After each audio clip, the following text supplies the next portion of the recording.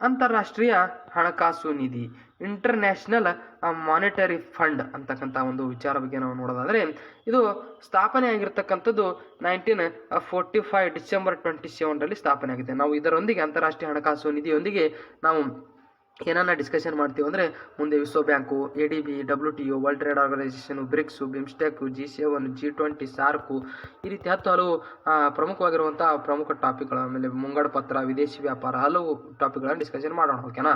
ಹಾಗಾದರೆ ಇಲ್ಲಿ ಕೇಂದ್ರ ಕಚೇರಿ ಅಮೆರಿಕದ ವಾಷಿಂಗ್ಟನ್ನ DC ಇದೆ. ಅಮೆರಿಕದ ವಾಷಿಂಗ್ಟನ್ನ DCಯಲ್ಲಿ IMFನ ಒಂದು ಕೇಂದ್ರ ಕಚೇರಿ ಇರುವಂಥದ್ದು. ಇದರ ಸದಸ್ಯ ಸಂಖ್ಯೆ ಎಷ್ಟಿದೆ ಅಂದರೆ 44ರಿಂದ 190ಕ್ಕೆ ಹೆಚ್ಚಳ ಆಗಿರುವಂಥದ್ದು. 44 ಮೊದಲು, ಇವಾಗ ಸದಸ್ಯರೇನಾಗಿದ್ದಾರೆ ಅದು 190ಕ್ಕೆ ಹೆಚ್ಚಿಗೆ ಆಗ್ಯದ. ಹಾಗಾದರೆ ಆಂಡೋರ್ 190ನೇ ದೇಶವಾಗಿ ರಾಷ್ಟ್ರವಾಗಿ ಏನಪ್ಪಾ ಅಂತಂದ್ರೆ IMFಗೆ ಸೇರ್ಪಡೆ ಆಗಿದೆ. ಹಾಗಾದರೆ 191ನೇ ರಾಷ್ಟ್ರ ಯಾವ್ದು ಸೇರ್ಪಡೆ ಆಗಿದೆ ಅಂತಕ್ಕಂಥದ್ದನ್ನ ಕಮೆಂಟ್ ಮೂಲಕ ಕಮೆಂಟ್ ಮಾಡಿ. ಇನ್ನು IMFನ ಪ್ರಮುಖ ಉದ್ದೇಶ ಯಾವ್ದ್ರ ಸಲಕ್ಕೆ ಇದು ಇಂಟರ್ನ್ಯಾಷನಲ್ ಮಾನಿಟರಿ ಫಂಡ್ ಅಂತಕ್ಕಂಥ ಸ್ಥಾಪನೆ ಆಗ್ಯದ. ಅಬ್ಜೆಕ್ಟಿವ್ಸ್ ಆಫ್ IMF ಸದಸ್ಯ ರಾಷ್ಟ್ರಗಳ ನಡುವೆ ಹಣಕಾಸು ಸಹಕಾರವನ್ನ ಬೆಳೆಸುವುದು. ಅಂದ್ರೆ ರಾಷ್ಟ್ರಗಳ ನಡುವೆ ಯಾವುದೇ ರೀತಿಯ ಒಂದು ಇನ್ಫ್ಲೇಷನ್ ಆಗದೆ ಇರುವ ರೀತಿಯಲ್ಲಿ ಒಂದು ಸರ್ಕಾರವನ್ನ ಸಹಕಾರ ರೀತಿಯಲ್ಲಿ ನಡೆಸಿಕೊಂಡು ಹೋಗ್ಲಿಕ್ಕೆ ಸಾಧ್ಯ ಆಗುವಂತ ನಿಟ್ಟಿನಲ್ಲಿ ಇದನ್ನು ಕಂಪ್ಲೀಟ್ ಆಗಿರತಕ್ಕಂಥ ಒಂದು ಸ್ಟ್ರಕ್ಚರ್ ಅನ್ನ ನಡೆಸಿಕೊಡುವಂಥದ್ದು. ಓಕೆನಾ? ಹಾಗಾದ್ರೆ ಎರಡನೇ ಉದ್ದೇಶ ಏನಪ್ಪಾ ಅಂತಂದ್ರೆ ಅಂತಾರಾಷ್ಟ್ರೀಯ ವ್ಯಾಪಾರವನ್ನ ವಿಸ್ತರಿಸುವುದು, ಜೊತೆಗೆ ವಿದೇಶಿ ವಿನಿಮಯ ದರದಲ್ಲಿ ಸ್ಥಿರತೆಯನ್ನ ಸಾಧಿಸುವುದು. ಯಾವುದೇ ರೀತಿ ಹೆಚ್ಚಿನ ಒಂದು ವಿನಿಮಯ ದರವನ್ನ ಮಾಡಬಾರದು, ಕಡಿಮೆ ವಿನಿಮಯ ದರ ಮಾಡಬಾರದು. ಇದರಿಂದ ಆರ್ಥಿಕತೆ ಮೇಲೆ ಬಹಳಷ್ಟು ಪರಿಣಾಮ ಉಂಟಾಗುತ್ತದೆ. ಹಾಗಾಗಿ ಇದನ್ನ ಬ್ಯಾಲೆನ್ಸ್ಡ್ ಆಗಿ ಇಟ್ಟುಕೊಂಡು ಹೋಗುವ ಒಂದು ಉದ್ದೇಶ ಒಂದು IMF ಹೊಂದಿದೆ. ಜೊತೆಗೆ ಸದಸ್ಯ ರಾಷ್ಟ್ರಗಳಿಗೆ ಆರ್ಥಿಕ ಮತ್ತು ತಾಂತ್ರಿಕ ಸಹಕಾರವನ್ನು ನೀಡಬೇಕಂದ್ರೆ, ನಮ್ಮ ದೇಶಕ್ಕೆ ಯಾವುದೋ ಒಂದು ಮಷಿನರಿ ಬೇಕಾಗಿತ್ತಂದ್ರೆ ನಾವು ಬೇರೆ ದೇಶಗಳಿಂದ ಅದನ್ನ ಏನ್ ಮಾಡ್ಬೇಕಂದ್ರೆ ಆಮದನ್ನ ಮಾಡಿಕೊಳ್ಳಲಿಕ್ಕೆ ಸಾಧ್ಯ ಆಗುವಂತ ಒಂದು ಸಹಕಾರ ನೀಡುವಂತ ಒಂದು ಉದ್ದೇಶವನ್ನು ಕೂಡ ಒಳಗೊಂಡಿರ್ತಕ್ಕಂಥ. ಜೊತೆಗೆ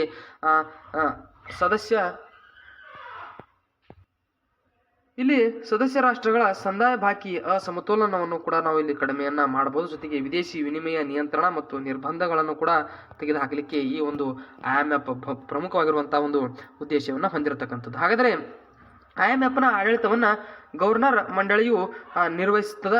ಗವರ್ನರ್ ಮಂಡಳಿಗೆ ಪ್ರತಿಯೊಂದು ರಾಷ್ಟ್ರವು ಕೂಡ ಒಬ್ಬ ಗವರ್ನರ್ ಮತ್ತು ಪರ್ಯಾಯ ಗವರ್ನರ್ ಕೂಡ ನೇಮಿಸುವಂಥದ್ದು. ಅಂದ್ರೆ ಕಂಪ್ಲೀಟ್ ಆಗಿರ್ತಕ್ಕಂಥ ಅದನ್ನು ನಡೆಸಿಕೊಂಡು ಹೋಗುವಂತ ಮತ್ತು ಅದನ್ನ ಕಂಪ್ಲೀಟ್ ಸ್ಟ್ರಕ್ಚರ್ ಅನ್ನ ಕಂಪ್ಲೀಟ್ ಆಗಿರ್ತಕ್ಕಂಥ ಒಂದು ಮುಖ್ಯಸ್ಥರನ್ನಾಗಿ ನೇಮಕವನ್ನು ಮಾಡುವಂಥದ್ದು ಭಾರತದ ಹಣಕಾಸು ಸಚಿವರು ಗವರ್ನರ್ ಆಗಿ ಮತ್ತು RBI ಗವರ್ನರ್ ಪರ್ಯಾಯ ಗವರ್ನರ್ಗಳಾಗಿ ಕಾರ್ಯವನ್ನು ನಿರ್ವಹಿಸ್ತಾರೆ. ಅಂದ್ರೆ RBIನ ಗವರ್ನರ್ ಮತ್ತು ಭಾರತ ಹಣಕಾಸು ಸಚಿವರು ಮಾನಿಟರಿ ಫಂಡ್ ನ ಒಂದು ಕಂಪ್ಲೀಟ್ ಆಗಿರ್ತಕ್ಕಂಥ ಒಂದು ಗವರ್ನರ್ ಆಗಿ ಕಾರ್ಯವನ್ನು ನಿರ್ವಹಿಸ್ತಾರೆ. ಜೊತೆಗೆ ಗವರ್ನರ್ ಮಂಡಳಿಯು ಒಟ್ಟು 22 ಜನ ಸದಸ್ಯರನ್ನ ಒಳಗೊಂಡ ಒಂದು ನಿರ್ದೇಶಕ ಮಂಡಳಿಯನ್ನು ಕೂಡ, ಅಂದ್ರೆ ಈ ರೀತಿಯಾಗಿ ತಾವು ಒಂದು ರೇಟ್ ಅನ್ನ ಇಟ್ಟಿರಬೇಕು, ಜೊತೆಗೆ ಈ ರೀತಿಯಾಗಿ ಒಂದು ವ್ಯಾಪಾರವನ್ನ ಮಾಡಬೇಕು, ಜೊತೆಗೆ ಆರ್ಥಿಕ ಮತ್ತು ಸಹಕಾರ ನೀಡುವಂತ ಮನೋಸ್ಥಿತಿಯನ್ನ ಹೊಂದಿರಬೇಕು, ಈ ರೀತಿಯಾಗಿ ಹೇಳುವಂತ ಒಂದು ನಿರ್ದೇಶಕರ ಒಂದು ಮಂಡಳಿಯನ್ನು ಕೂಡ ಒಳಗೊಂಡಿರುತ್ತೆ. ಇವರಲ್ಲಿ ಒಬ್ಬರನ್ನ ಅಧ್ಯಕ್ಷರನ್ನಾಗಿ ಆಯ್ಕೆ ಮಾಡಲಾಗ್ತದೆ. ಪ್ರಸ್ತುತ IMFನ ಮಹಾನಿರ್ದೇಶಕರು ಕ್ರಿಸ್ಟಿನಾ ಜಾರ್ಜಿಯವಾ ಇದ್ದಾರೆ. ಬಟ್ ಇವಾಗ ಪ್ರಸ್ತುತವಾಗಿ ಯಾರಿದ್ದಾರೆ ಅಂತಕ್ಕಂಥದ್ದನ್ನ ತಾವು ಕಮೆಂಟ್ ಮೂಲಕ ಕಮೆಂಟ್ ಮಾಡ್ಲಿಕ್ಕೆ ಸಾಧ್ಯ ಆಗಿರ್ಬೇಕು. ಗೀತಾ ಗೋಪಿನಾಥನ್ ಅವರು ಮುಖ್ಯ ಆರ್ಥಿಕ ತಜ್ಞರಾಗಿ ಕಾರ್ಯವನ್ನು ನಿರ್ವಹಿಸಿದರು. ಅದು ವಿಶೇಷವಾಗಿ ನಮ್ಮ ಭಾರತೀಯರು, ನಮ್ಮ ಒಂದು ಹೆಮ್ಮೆ ಗೀತಾ ಗೋಪಿನಾಥ್ ಅವರು IMFನ ಮುಖ್ಯ ಆರ್ಥಿಕ ತಜ್ಞರಾಗಿ ಕಾರ್ಯವನ್ನು ನಿರ್ವಹಿಸ್ತಾ ಇರುವಂಥದ್ದು. ಓಕೆನಾ? ಹಾಗಾದ್ರೆ ನಮ್ಮ ಒಂದು ಮುಂದಿನ ಒಂದು ವಿಚಾರ ಏನಂತ ಅಂದ್ರೆ ವಿಶ್ವ ಬ್ಯಾಂಕ್, ವರ್ಲ್ಡ್ ಬ್ಯಾಂಕ್. ಇದು ಕಂಪ್ಲೀಟ್ ಆಗಿರ್ತಕ್ಕಂಥ ತಮಗೆ ಥಿಯರಿ ಮೂಲಕ ಹೇಳುವಂತ ಒಂದು ಪ್ರಯತ್ನ. ಇಲ್ಲಿ IBRD ಮತ್ತು ಸಹವರ್ತಿಗಳ ಗುಂಪನ್ನ ಜನಪ್ರಿಯವಾಗಿ ವಿಶ್ವ ಬ್ಯಾಂಕ್ ಅಂತ ಕರಿತೀವಿ. ವಿಶ್ವ ಬ್ಯಾಂಕ್ ಇಟ್ಸ್ ಸಪರೇಟ್ ಬ್ಯಾಂಕ್. ಇದಕ್ಕೇನಂತ IBRD ಮತ್ತು ಸಹವರ್ತಿಗಳ ಗುಂಪನ್ನ ಜನಪ್ರಿಯವಾಗಿ ವಿಶ್ವ ಬ್ಯಾಂಕ್ ಅಂತ ಕರಿತೀವಿ. ಓಕೆ, ವಿಶ್ವ ಬ್ಯಾಂಕ್ ಅಂದ್ರೆ ಸಪರೇಟ್ ಅಲ್ಲ ಅಂತ ಹಿಂಗ ಒಂದು ಅರ್ಥ ಅಲ್ಲ. ಇದನ್ನ ಕಂಪ್ಲೀಟ್ ಆಗಿರತಕ್ಕ ಒಂದು ಜಂಟಿ ಒಂದು ಬ್ಯಾಂಕ್ಗಳಿಗೆ ಏನಂತ ಕರಿತೀವಿ ಅಂದ್ರೆ ವಿಶ್ವ ಬ್ಯಾಂಕ್ ಅಂತ ಕರಿತೀವಿ. ಓಕೆ, ಹಾಗಾದ್ರೆ IMF ಮತ್ತು ವಿಶ್ವ ಬ್ಯಾಂಕ್ ಪೂರಕವಾಗಿ ಸಂಸ್ಥೆಗಳಾಗಿದ್ದಾವೆ. IMFನ ಎಲ್ಲಾ ಸದಸ್ಯ ರಾಷ್ಟ್ರಗಳು ವಿಶ್ವ ಬ್ಯಾಂಕ್ನ ಸದಸ್ಯ ರಾಷ್ಟ್ರಗಳಾಗಿದ್ದಾವೆ. ಹಾಗಾದ್ರೆ ವಿಶ್ವ ಬ್ಯಾಂಕ್ನ ಸದಸ್ಯ ರಾಷ್ಟ್ರಗಳು ಎಷ್ಟಿದಾವೆ ಅಂತಕ್ಕಂಥದ್ದನ್ನ ಕಮೆಂಟ್ ಮೂಲಕ ಕಮೆಂಟ್ ಮಾಡಿ. ಇದರ ಕೇಂದ್ರ ಕಚೇರಿ Washington DC, same to same ಅದನ್ನು ಕೂಡ ವಾಷಿಂಗ್ಟನ್ DC ಅಲ್ಲಿ ಇತ್ತು IMF. ಇದನ್ನು ಕೂಡ ವಿಶ್ವ ಬ್ಯಾಂಕ್ ಒಂದು ಕೂಡ ಒಂದು ಕೇಂದ್ರ ಕಚೇರಿ ವಾಷಿಂಗ್ಟನ್ DC ಅಲ್ಲಿ ಇದೆ. ಒಟ್ಟು 190 ಸದಸ್ಯ ರಾಷ್ಟ್ರಗಳನ್ನ ಒಳಗೊಂಡಿದ್ದು 190ನೇ ರಾಷ್ಟ್ರವಾಗಿ ಆಂಡೋರ್ ಸೇರ್ಪಡೆ ಆಗಿರುವಂತದ್ದು ವಿಶ್ವ ಬ್ಯಾಂಕಿಗೆ. ಇನ್ನು ವಿಶ್ವ ಬ್ಯಾಂಕ್ ಸಮೂಹ, ವರ್ಲ್ಡ್ ಬ್ಯಾಂಕ್ ಗ್ರೂಪ್ ಅಂತಕ್ಕಂಥದ್ದನ್ನ ಏನನ್ನ ಒಳಗೊಂಡಿದೆ ಅಂದ್ರೆ 5 ಸಂಘಟನೆಗಳನ್ನ ಒಳಗೊಂಡಿರುವಂತದ್ದು. ಅವು ಯಾವ ಒಂದು 5 ಸಂಘಟನೆಗಳಂದ್ರೆ ಅಂತಾರಾಷ್ಟ್ರೀಯ ಪುನರ್ನಿರ್ಮಾಣ ಮತ್ತು ಅಭಿವೃದ್ಧಿ ಬ್ಯಾಂಕ್ IBRD, ಅಂತಾರಾಷ್ಟ್ರೀಯ ಅಭಿವೃದ್ಧಿ ಸಂಸ್ಥೆ IDA, ಇಂಟರ್ನ್ಯಾಷನಲ್ ಡೆವಲಪ್ಮೆಂಟ್ ಅಸೋಸಿಯೇಷನ್, ಅಂತಾರಾಷ್ಟ್ರೀಯ ಹಣಕಾಸು ಸಂಸ್ಥೆ ಇಂಟರ್ನ್ಯಾಷನಲ್ ಫೈನಾನ್ಸ್ ಕಾರ್ಪೊರೇಷನ್ IFC, ಜೊತೆಗೆ ಬಹು ಆಯಾಮ ಹೂಡಿಕೆ ಖಾತರಿ ಸಂಘಟನೆ MIGA, the multilateral investment guarantee agency ಅಂತಕ್ಕಂಥದ್ದು. ಜೊತೆಗೆ ಅಂತಾರಾಷ್ಟ್ರೀಯ ಹೂಡಿಕೆ ವ್ಯಾಜ್ಯ ಪರಿಹಾರ ಕೇಂದ್ರ, the international centre of settlement of investment dispute ICSID ಅಂತಕ್ಕಂಥದ್ದು. ಒಟ್ಟು 5 ರೀತಿಯ ಸಮೂಹಗಳನ್ನು ಒಳಗೊಂಡಿರ್ತಕ್ಕಂಥದ್ದು ಯಾವುದಪ್ಪ ಅಂತಂದ್ರೆ ವಿಶ್ವ ಬ್ಯಾಂಕ್. ಹಾಗಾಗಿ ನಾವು ಏನಂತ ಕರಿತೀವಿ ಅಂದ್ರೆ IBRD ಮತ್ತು ಇತರೆ ಸಹಕಾರ ಬ್ಯಾಂಕ್ಗಳನ್ನು ಒಳಗೊಂಡ್ರೆ ಹಾಗೆ ನಾವು ಇದೆಲ್ಲವನ್ನು ಕಂಪ್ಲೀಟ್ ಆಗಿ ನಾವು ವಿಶ್ವ ಬ್ಯಾಂಕ್ ಅಂತ ಕರೀಲಿಕ್ಕೆ ಸಾಧ್ಯ ಆಗಿದೆ ಅಂತಕ್ಕಂಥದ್ದು ಗೊತ್ತಿರಲಿ. ಓಕೆನಾ. ಇನ್ನು ಮುಂದಿನ ಒಂದು ವಿಚಾರ ಬಗ್ಗೆ ನೋಡೋದಾದ್ರೆ ಅಂತಾರಾಷ್ಟ್ರೀಯ ಪುನರ್ನಿರ್ಮಾಣ ಮತ್ತು ಅಭಿವೃದ್ಧಿ bank, international bank for reconstruction and development IBRD ಬಗ್ಗೆ ನೋಡೋದಾದ್ರೆ ಇದನ್ನ IMFನ ಸಹೋದರಿ ಸಂಸ್ಥೆ. ಹಾಗಾದ್ರೆ ಇಲ್ಲಿ ಬತ್ತು ನೋಡಿ ಮೇನ್ ಇಂಪಾರ್ಟೆಂಟ್ ಪಾಯಿಂಟ್, IMFನ ಸಹೋದರಿ ಸಂಸ್ಥೆ ಅಂತಕ್ಕಂಥದ್ದು ಯಾವ ಒಂದು ಇದಕ್ಕೆ ಬ್ಯಾಂಕಿಗೆ ಕರೀತಾರ ಅಂದ್ರೆ international bank for reconstruction and development IBRD ಕರೀತಾರ, ಗೊತ್ತಿರಲಿ.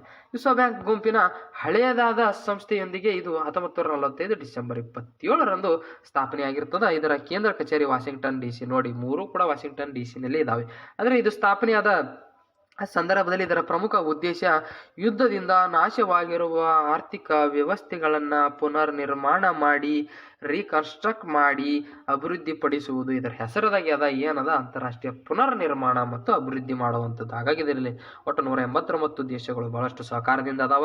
ಇಂಥ ಬ್ಯಾಂಕುಗಳು ಇರಬೇಕು. ಇಂಥ ಬ್ಯಾಂಕುಗಳು ಇದ್ದಂಥ ಸಂದರ್ಭದಲ್ಲಿ ಮಾತ್ರ ಆ ಒಂದು ಸೂಕ್ಷ್ಮವಾಗಿರುವಂಥ ಚಿಕಿತ್ಸೆ ಪಡೆದುಕೊಳ್ಳಲಿಕ್ಕೆ ಸಾಧ್ಯ ಆಗುತ್ತೆ. ಓಕೆನಾ. ಪ್ರಸ್ತುತ ಇದು ಹಿಂದುಳಿದ ರಾಷ್ಟ್ರಗಳಲ್ಲಿ ಮೂಲಭೂತ ಸೌಲಭ್ಯದ ಅಭಿವೃದ್ಧಿಗೆ ಅಗತ್ಯವಾದ ದೀರ್ಘಾವಧಿ ಸಾಲವನ್ನು ಕಡಿಮೆ ಬಡ್ಡಿ ದರದಲ್ಲಿ ನೀಡುತ್ತದೆ. ಪ್ರಸ್ತುತ ಅಧ್ಯಕ್ಷರು ಡೇವಿಡ್ ಮಲ್ಟಾಸ್ ರವರು ಇರತಕ್ಕಂಥದ್ದು. ಹಾಗಾದರೆ ಅಂತಾರಾಷ್ಟ್ರೀಯ ಸಹಕಾರ ನಿಧಿಯ ಸಹೋದರಿಯ ಬ್ಯಾಂಕ್ ಯಾವುದು ಅಂತಕ್ಕಂಥದ್ದನ್ನ ಕಮೆಂಟ್ ಮೂಲಕ ಕಮೆಂಟ್ ಮಾಡಿ. ಅಂತಾರಾಷ್ಟ್ರೀಯ ಅಭಿವೃದ್ಧಿ ಸಂಸ್ಥೆ ಇಂಟರ್ನ್ಯಾಷನಲ್ ಡೆವಲಪ್ಮೆಂಟ್ ಅಸೋಸಿಯೇಷನ್ IDA ಅಂತಕ್ಕಂಥದ್ದು ಇದು ವಿಶ್ವ ಬ್ಯಾಂಕ್ ಗುಂಪಿನ ಮೃದು ಸಾಲದ ಕಿಂಡಿ, ಸೆಲ್ಫ್ ಲೋನ್ಸ್ ವಿಂಡೋ ಅಂತಕ್ಕಂಥ ಇದು ಕರೀತಾರೆ. ಅಂದ್ರೆ ಮೃದು ಸಾಲ ಎಂದು ಕರೆಯಲಾಗುತ್ತದೆ. ಯಾಕೆ ಹಿಂಗೆ ಇದಕ್ಕೆ ಕರೀತಾರ, ಇದಕ್ಕೆ ನಾಮಪದ ಇದಕ್ಕೆ ಯಾಕೆ ಹೆಂಗೆ ಇಟ್ಟಾರ ಅಂದ್ರೆ ಇದು 1960ರಲ್ಲಿ ಸ್ಥಾಪನೆ ಆಗ್ಯದ.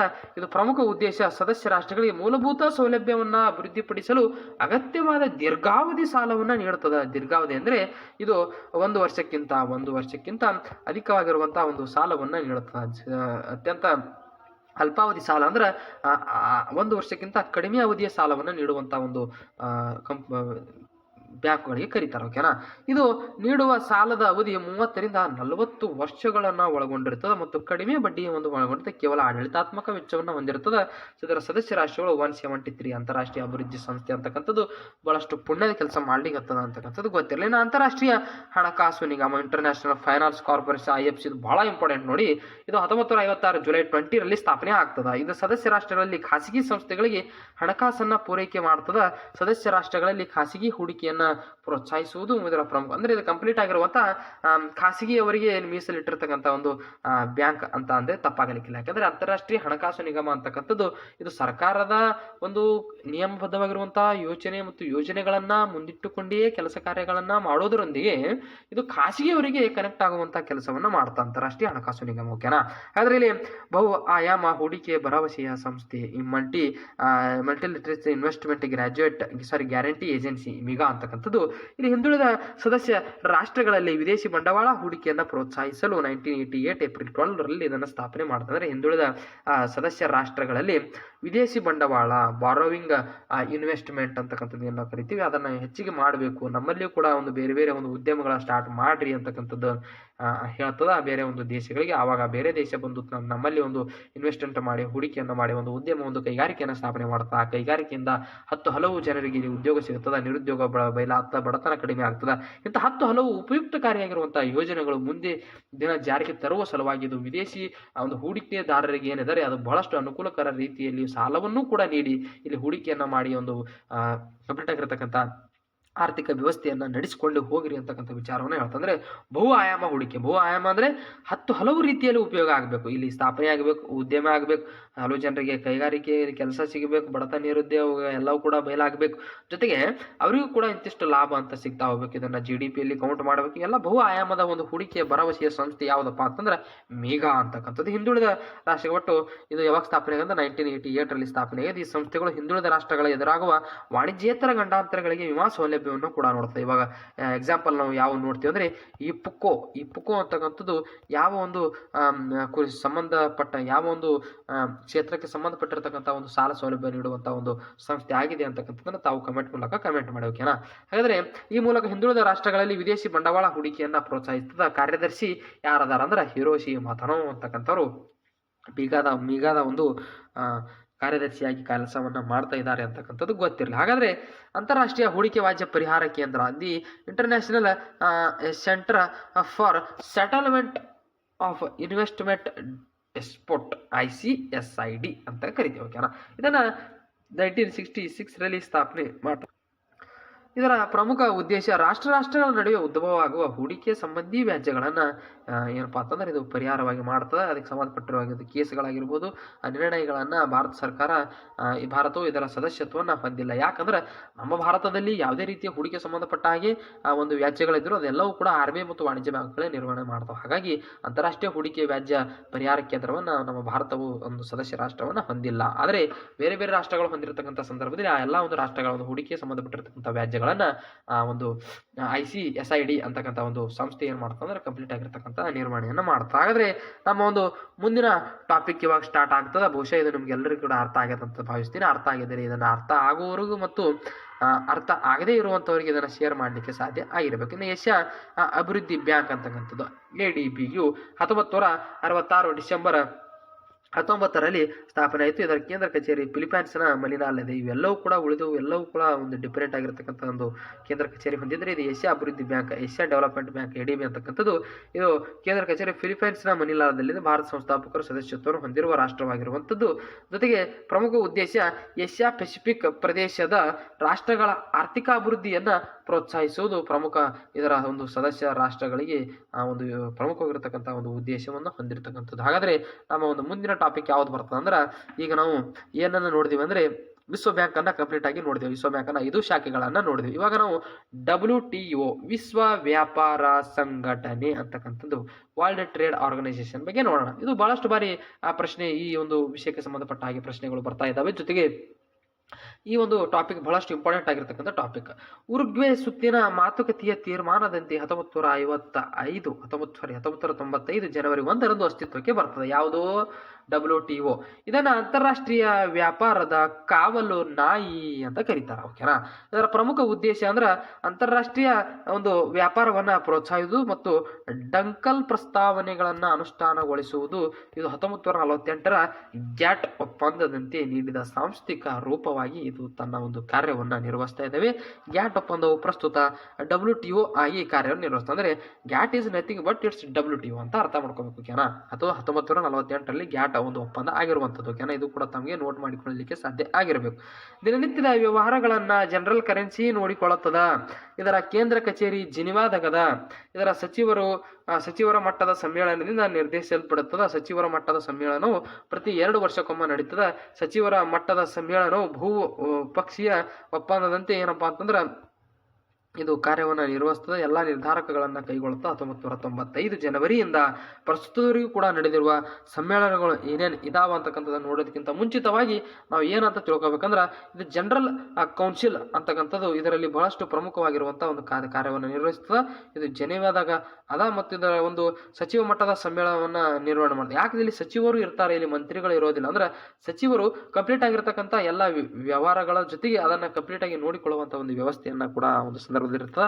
ಪ್ರತಿ 2 ವರ್ಷಕ್ಕೊಮ್ಮೆ ಏನಂದ್ರೆ ಸಮ್ಮೇಳನ ಮಟ್ಟದ ಒಂದು ಸದಸ್ಯ ಒಂದು ನಡೆಯುತ್ತೆ. ಬಹುಪಕ್ಷೀಯ ಅಂದ್ರೆ ಬೇರೆ ಬೇರೆ ದೇಶಗಳ ಸದಸ್ಯ ರಾಷ್ಟ್ರಗಳು ಹೊಂದಿದಾವ ಆ ಎಲ್ಲ ಒಂದು ಸದಸ್ಯ ರಾಷ್ಟ್ರಗಳ ಒಪ್ಪಿಗೆ ಮತ್ತು ಆಗು ಹೋಗುಗಳ ಬಗ್ಗೆ ತೀರ್ಮಾನಗಳನ್ನು ತೆಗೆದುಕೊಂಡು ಯಾವ ರೀತಿ WTO ಆ ಒಂದು ಸಹಕಾರವನ್ನು ನೀಡಲಿಕ್ಕೆ ಸಾಧ್ಯ ಆಗುತ್ತಾ ಆ ಒಂದು ದೇಶದ ಆರ್ಥಿಕತೆಗೆ ಅಂತಕ್ಕಂಥದ್ದನ್ನು ಎಲ್ಲವೂ ಕೂಡ ಇಲ್ಲಿ ನಿರ್ಧಾರವನ್ನು ಮಾಡ್ತಾ. ಹಾಗಾದ್ರೆ ವಿಶ್ವ ವ್ಯಾಪಾರ ಸಂಘಟನೆ ಜಾರಿಯಾಗಿದ್ದರಿಂದ ಕೂಡ ಇಲ್ಲಿವರೆಗೂ ಪ್ರಸ್ತುತ ಎಷ್ಟು ಸಮ್ಮೇಳನಗಳನ್ನು ಮಾಡಿದ್ದಾರೆ ಅಂತಕ್ಕಂಥದ್ದನ್ನು ನೋಡಿದ್ರೆ ಪ್ರಪ್ರಥಮವಾಗಿ 1996 ಸಿಂಗಾಪುರದಲ್ಲಿ ಆ ಒಂದು ಇದು WTO ಒಂದು ಸಮ್ಮೇಳನ ನಡೆಯುತ್ತೆ. ಯಾಕೆ ಈ ಸಮ್ಮೇಳನಗಳನ್ನು ಮಾಡ್ತಾರಂದ್ರೆ ಸಮ್ಮೇಳನ ಮಾಡೋದರ ಮೂಲಕ ಎಲ್ಲ ಜಗತ್ತಿನ ರಾಷ್ಟ್ರಗಳು ಏನಾಗ್ತಾವ ಅಂದ್ರೆ ಯಾವ ಒಂದು ಸಮಸ್ಯೆಗೆ ಸಿಲುಕು ಹಾಕಿಕೊಂಡಿದ್ದಾವ, ಜೊತೆಗೆ ಯಾವ ಒಂದು ಅವಶ್ಯಕತೆ ಅವ್ರಿಗೆ ಅದ ಅಂತಕ್ಕಂಥದ್ದನ್ನ ಡಿಸ್ಕಷನ್ ಮಾಡೋದರ ಜೊತೆಗೆ ಅದನ್ನ ಪರಿಹರಿಸುವಂತ ಕೆಲಸವನ್ನ ಮಾಡುವ ಸಲುವಾಗಿ 1996ರಲ್ಲಿ ಪ್ರಪ್ರಥಮವಾಗಿ ಏನ್ ಮಾಡ್ತಾರೆ ಅಂದ್ರೆ ಮೊದಲನೆಯ WTO ವರ್ಲ್ಡ್ ಟ್ರೇಡ್ ಆರ್ಗನೈಸೇಷನ್ ಒಂದು ಸಂಘಟನೆಯ ಒಂದು ಸಮ್ಮೇಳನವನ್ನ ಮಾಡ್ತಾರ. ಅದು ಸಿಂಗಾಪುರ್ನಾಗ ನಡೀತದೆ. ಆಮೇಲೆ 1998 ಜಿನೇವಾದಾಗ ನಡೀತದ. ಆ ಸಂದರ್ಭದಾಗ ಸ್ವಿಟ್ಜರ್ಲ್ಯಾಂಡ್ನ ಒಂದು ರಾಷ್ಟ್ರದಲ್ಲಿರುವಂಥ ಜೆನೆವಾದಲ್ಲಿ ಈ ಒಂದು ಕೆಲಸ ನಡೀತದೆ. ಆಮೇಲೆ 2001, 2003. ಹಾಗಾದರೆ ನಾವಿಲ್ಲಿ ಏನು ನೋಡ್ಬೇಕಪ್ಪ ಅಂತಂದ್ರೆ ಪ್ರಮುಖವಾಗಿರುವಂಥದ್ದು 2020ರಲ್ಲಿ ಎಲ್ಲಿ ನಡೆದ, 2020ರಲ್ಲಿ ನೂರ್ ಸುಲ್ತಾನ್ನಲ್ಲಿ ನಡೆದ. ಅದು ಕಜಕಿಸ್ತಾನ್ ದೇಶದಾಗ ಅದ. ನೂರ್ ಸುಲ್ತಾನ್ ಅಂತಕ್ಕಂಥ ಕಜಕಿಸ್ತಾನ್ ದೇಶದಾಗ ಅದ ಅಂತಕ್ಕಂಥದ್ದು ಗೊತ್ತಿರಲಿ. ಹಾಗಾದರೆ ಇತ್ತೀಚೆಗೆ ನಡೆದಿರತಕ್ಕಂತಹ WTO ಆರ್ಗನೈಸೇಷನ್ 2023-24ನಲ್ಲಿ ಯಾವ ಒಂದು ರಾಷ್ಟ್ರದಲ್ಲಿ ನಡೆದಿದೆ ಅಂತಕ್ಕಂಥದ್ದನ್ನು ಕಮೆಂಟ್ ಮೂಲಕ ಕಮೆಂಟ್ ಮಾಡಿ. ಆದರೆ WTO ಪ್ರಸ್ತುತ 164 ಸದಸ್ಯ ರಾಷ್ಟ್ರಗಳನ್ನು ಒಳಗೊಂಡಿದೆ. ಅಫ್ಘಾನಿಸ್ತಾನವು 164ನೇ ರಾಷ್ಟ್ರವಾಗಿ ಸೇರ್ಪಡೆಗೊಂಡಿರ್ತಕ್ಕಂಥದ್ದು. ಭಾರತವು ಸಂಸ್ಥಾಪಕ ಸದಸ್ಯ ರಾಷ್ಟ್ರವಾಗಿದ್ದು 1995ರಿಂದ ಸದಸ್ಯ ರಾಷ್ಟ್ರವಾಗಿ ನಮ್ಮ ಭಾರತ ದೇಶವು ಕೂಡ ಏನಪ್ಪಾ ಅಂತಂದ್ರೆ ಕಾರ್ಯವನ್ನು ನಿರ್ವಹಿಸ್ತಾ ಇರ್ತಕ್ಕಂಥದ್ದು. WTO ಗವರ್ನರ್ಗಳ ಸಮ್ಮೇಳನವು ಪ್ರತಿ 2 ವರ್ಷಕ್ಕೊಮ್ಮೆ ಜೆನೆವಾದಲ್ಲಿ ಸ್ಥಾಪನೆಯಾಗಿರ್ತಕ್ಕಂಥ WTO ಪ್ರತಿ 2 ವರ್ಷಗಳೊಮ್ಮೆ ತನ್ನ ಒಂದು ಸಚಿವ ಸಮ್ಮೇಳನವನ್ನು ನಡೆಸ್ತದ. ಜೊತೆಗೆ 12ನೇ ಸಮ್ಮೇಳನವು ಜೂನ್ನಲ್ಲಿ ಕಜಕಿಸ್ತಾನದ ನೂರ್ ಸುಲ್ತಾನ್ನಲ್ಲಿ ನಡೆದ. ಸರ್, ಕಜಕಿಸ್ತಾನ ನೂರ್ ಸುಲ್ತಾನ್ನಲ್ಲಿ ನೋಡಿದ ಇಲ್ಲ, ನಾವು ಈಗಾಗಲೇ ನಾವು ನೋಡಿದ ಹಾಗೆ 2020ರಲ್ಲಿ ಆ ಒಂದು ಸಭೆ ಕಜಕಿಸ್ತಾನದ ನೂರ್ ಸುಲ್ತಾನ್ನಲ್ಲಿ ನಡೆದಿರತಕ್ಕಂಥದ್ದು ತಮಗೆ ಗೊತ್ತಿರಲಿ. ಓಕೆನಾ? ಹಾಗಾದರೆ ನಮ್ಮ ಒಂದು ಮುಂದಿನ ವಿಚಾರದ ಬಗ್ಗೆ ನೋಡೋದಾದರೆ ನೈಜೀರಿಯಾದ ಗೋಜಿ ಒಕೊಂಜೋ ಐವೇಲಾ ಇವರನ್ನ WTOನ 7ನೇ ಮಹಾನಿರ್ದೇಶಕರನ್ನಾಗಿ ಆಯ್ಕೆಯನ್ನು ಮಾಡಲಾಗಿದೆ. ಇವರು WTOನ ಮಹಾನಿರ್ದೇಶಕರಾಗಿ ಆಯ್ಕೆಯಾದ ಆಫ್ರಿಕಾದ ಮೂಲದ ಮೊದಲ ಮಹಿಳೆ ಆಗಿದ್ದಾರೆ. ಯಾಕೆ ಈ ಒಂದು ಪಾಯಿಂಟ್ ಅನ್ನು ಹೇಳ್ತಾ ಇದ್ದೇನೆ ಅಂದರೆ, ಮಹಿಳೆಯರು ಅಂತಕ್ಕಂಥದ್ದು ಬಂದರೆ, ಮೊದಲು ಅಂತಕ್ಕಂಥದ್ದು ಬಂದರೆ ಬಹಳಷ್ಟು ಇಂಪಾರ್ಟೆಂಟ್ ಆಗಿರ್ತಾರೆ. ಆದರೆ WTOನ 7ನೇ ಮಹಾನಿರ್ದೇಶಕರಾಗಿ ಯಾರನ್ನ ಆಯ್ಕೆ ಮಾಡಿದ್ದಾರೆ ಅಂದರೆ ಗೋಜಿ ಒಕೊಂಜೋ ಐವೇಲಾ ಅವರನ್ನ ಇಲ್ಲಿ ಆಯ್ಕೆಯನ್ನ ಮಾಡಲಾಗಿರ್ತಕ್ಕಂಥದ್ದು. WTOನ ಕಾರ್ಯಗಳು ಏನೇನಿದಾವೆ ಅಂದ್ರೆ, ಅಂತಾರಾಷ್ಟ್ರೀಯ ವ್ಯಾಪಾರದ ದ್ವಿಪಕ್ಷೀಯ ಮತ್ತು ಬಹುಪಕ್ಷೀಯ ಒಪ್ಪಂದಗಳನ್ನು ಅನುಷ್ಠಾನಗೊಳಿಸುವುದು ಮತ್ತು ನಿರ್ವಹಣೆಯನ್ನು ಮಾಡುವಂಥದ್ದು, ಸದಸ್ಯ ರಾಷ್ಟ್ರಗಳಿಗೆ ವ್ಯಾಪಾರ ಮತ್ತು ಸುಂಕಗಳಿಗೆ ಸಂಬಂಧಿಸಿದ ಭವಿಷ್ಯದ ವ್ಯಾಪಾರಿ ತಂತ್ರಗಳನ್ನು ನಿರ್ಧರಿಸಲು ವೇದಿಕೆಯನ್ನು ಕಲ್ಪಿಸಿಕೊಡುವುದು, ಯಾವುದೇ ರೀತಿಯ ಹೆಚ್ಚು ಕಡಿಮೆ ಆಗದ ಹಾಗೆ, ಆಮೇಲೆ ಅನಾನುಕೂಲ ಆಗದೇ ದೃಷ್ಟಿಯನ್ನು ಇಟ್ಟುಕೊಂಡು ಆ ಒಂದು ಕೆಲಸ ಕಾರ್ಯವನ್ನು ಮಾಡುವಂಥದ್ದು. ಜೊತೆಗೆ ಅಂತಾರಾಷ್ಟ್ರೀಯ ವ್ಯಾಜ್ಯಗಳಿಗೆ ಸಂಬಂಧಿಸಿದ ಕಾನೂನು ಮತ್ತು ಪ್ರಕ್ರಿಯೆಗಳನ್ನು ಯಾರು ನಿರ್ವಹಿಸ್ತಾರೆ ಅಂದ್ರೆ WTO ನಿರ್ವಹಿಸ್ತಾರೆ. ಜೊತೆಗೆ ಅಂತಾರಾಷ್ಟ್ರೀಯ ವ್ಯಾಪಾರ ನೀತಿಯ ನಿಯಮಗಳನ್ನು ಕೂಡ ಅನುಷ್ಠಾನಗೊಳಿಸ್ತದೆ. ಜೊತೆಗೆ ಜಾಗತಿಕ ಆರ್ಥಿಕ ನೀತಿಗಳನ್ನು ನಿರ್ಧರಿಸಲು IMF ಮತ್ತು ವರ್ಲ್ಡ್ ಬ್ಯಾಂಕ್ ನೊಂದಿಗೆ ಕೂಡ ಇದು ಏನಪ್ಪಾ ಅಂತಂದ್ರೆ WTO ಸಹಕರಿಸ್ತದ.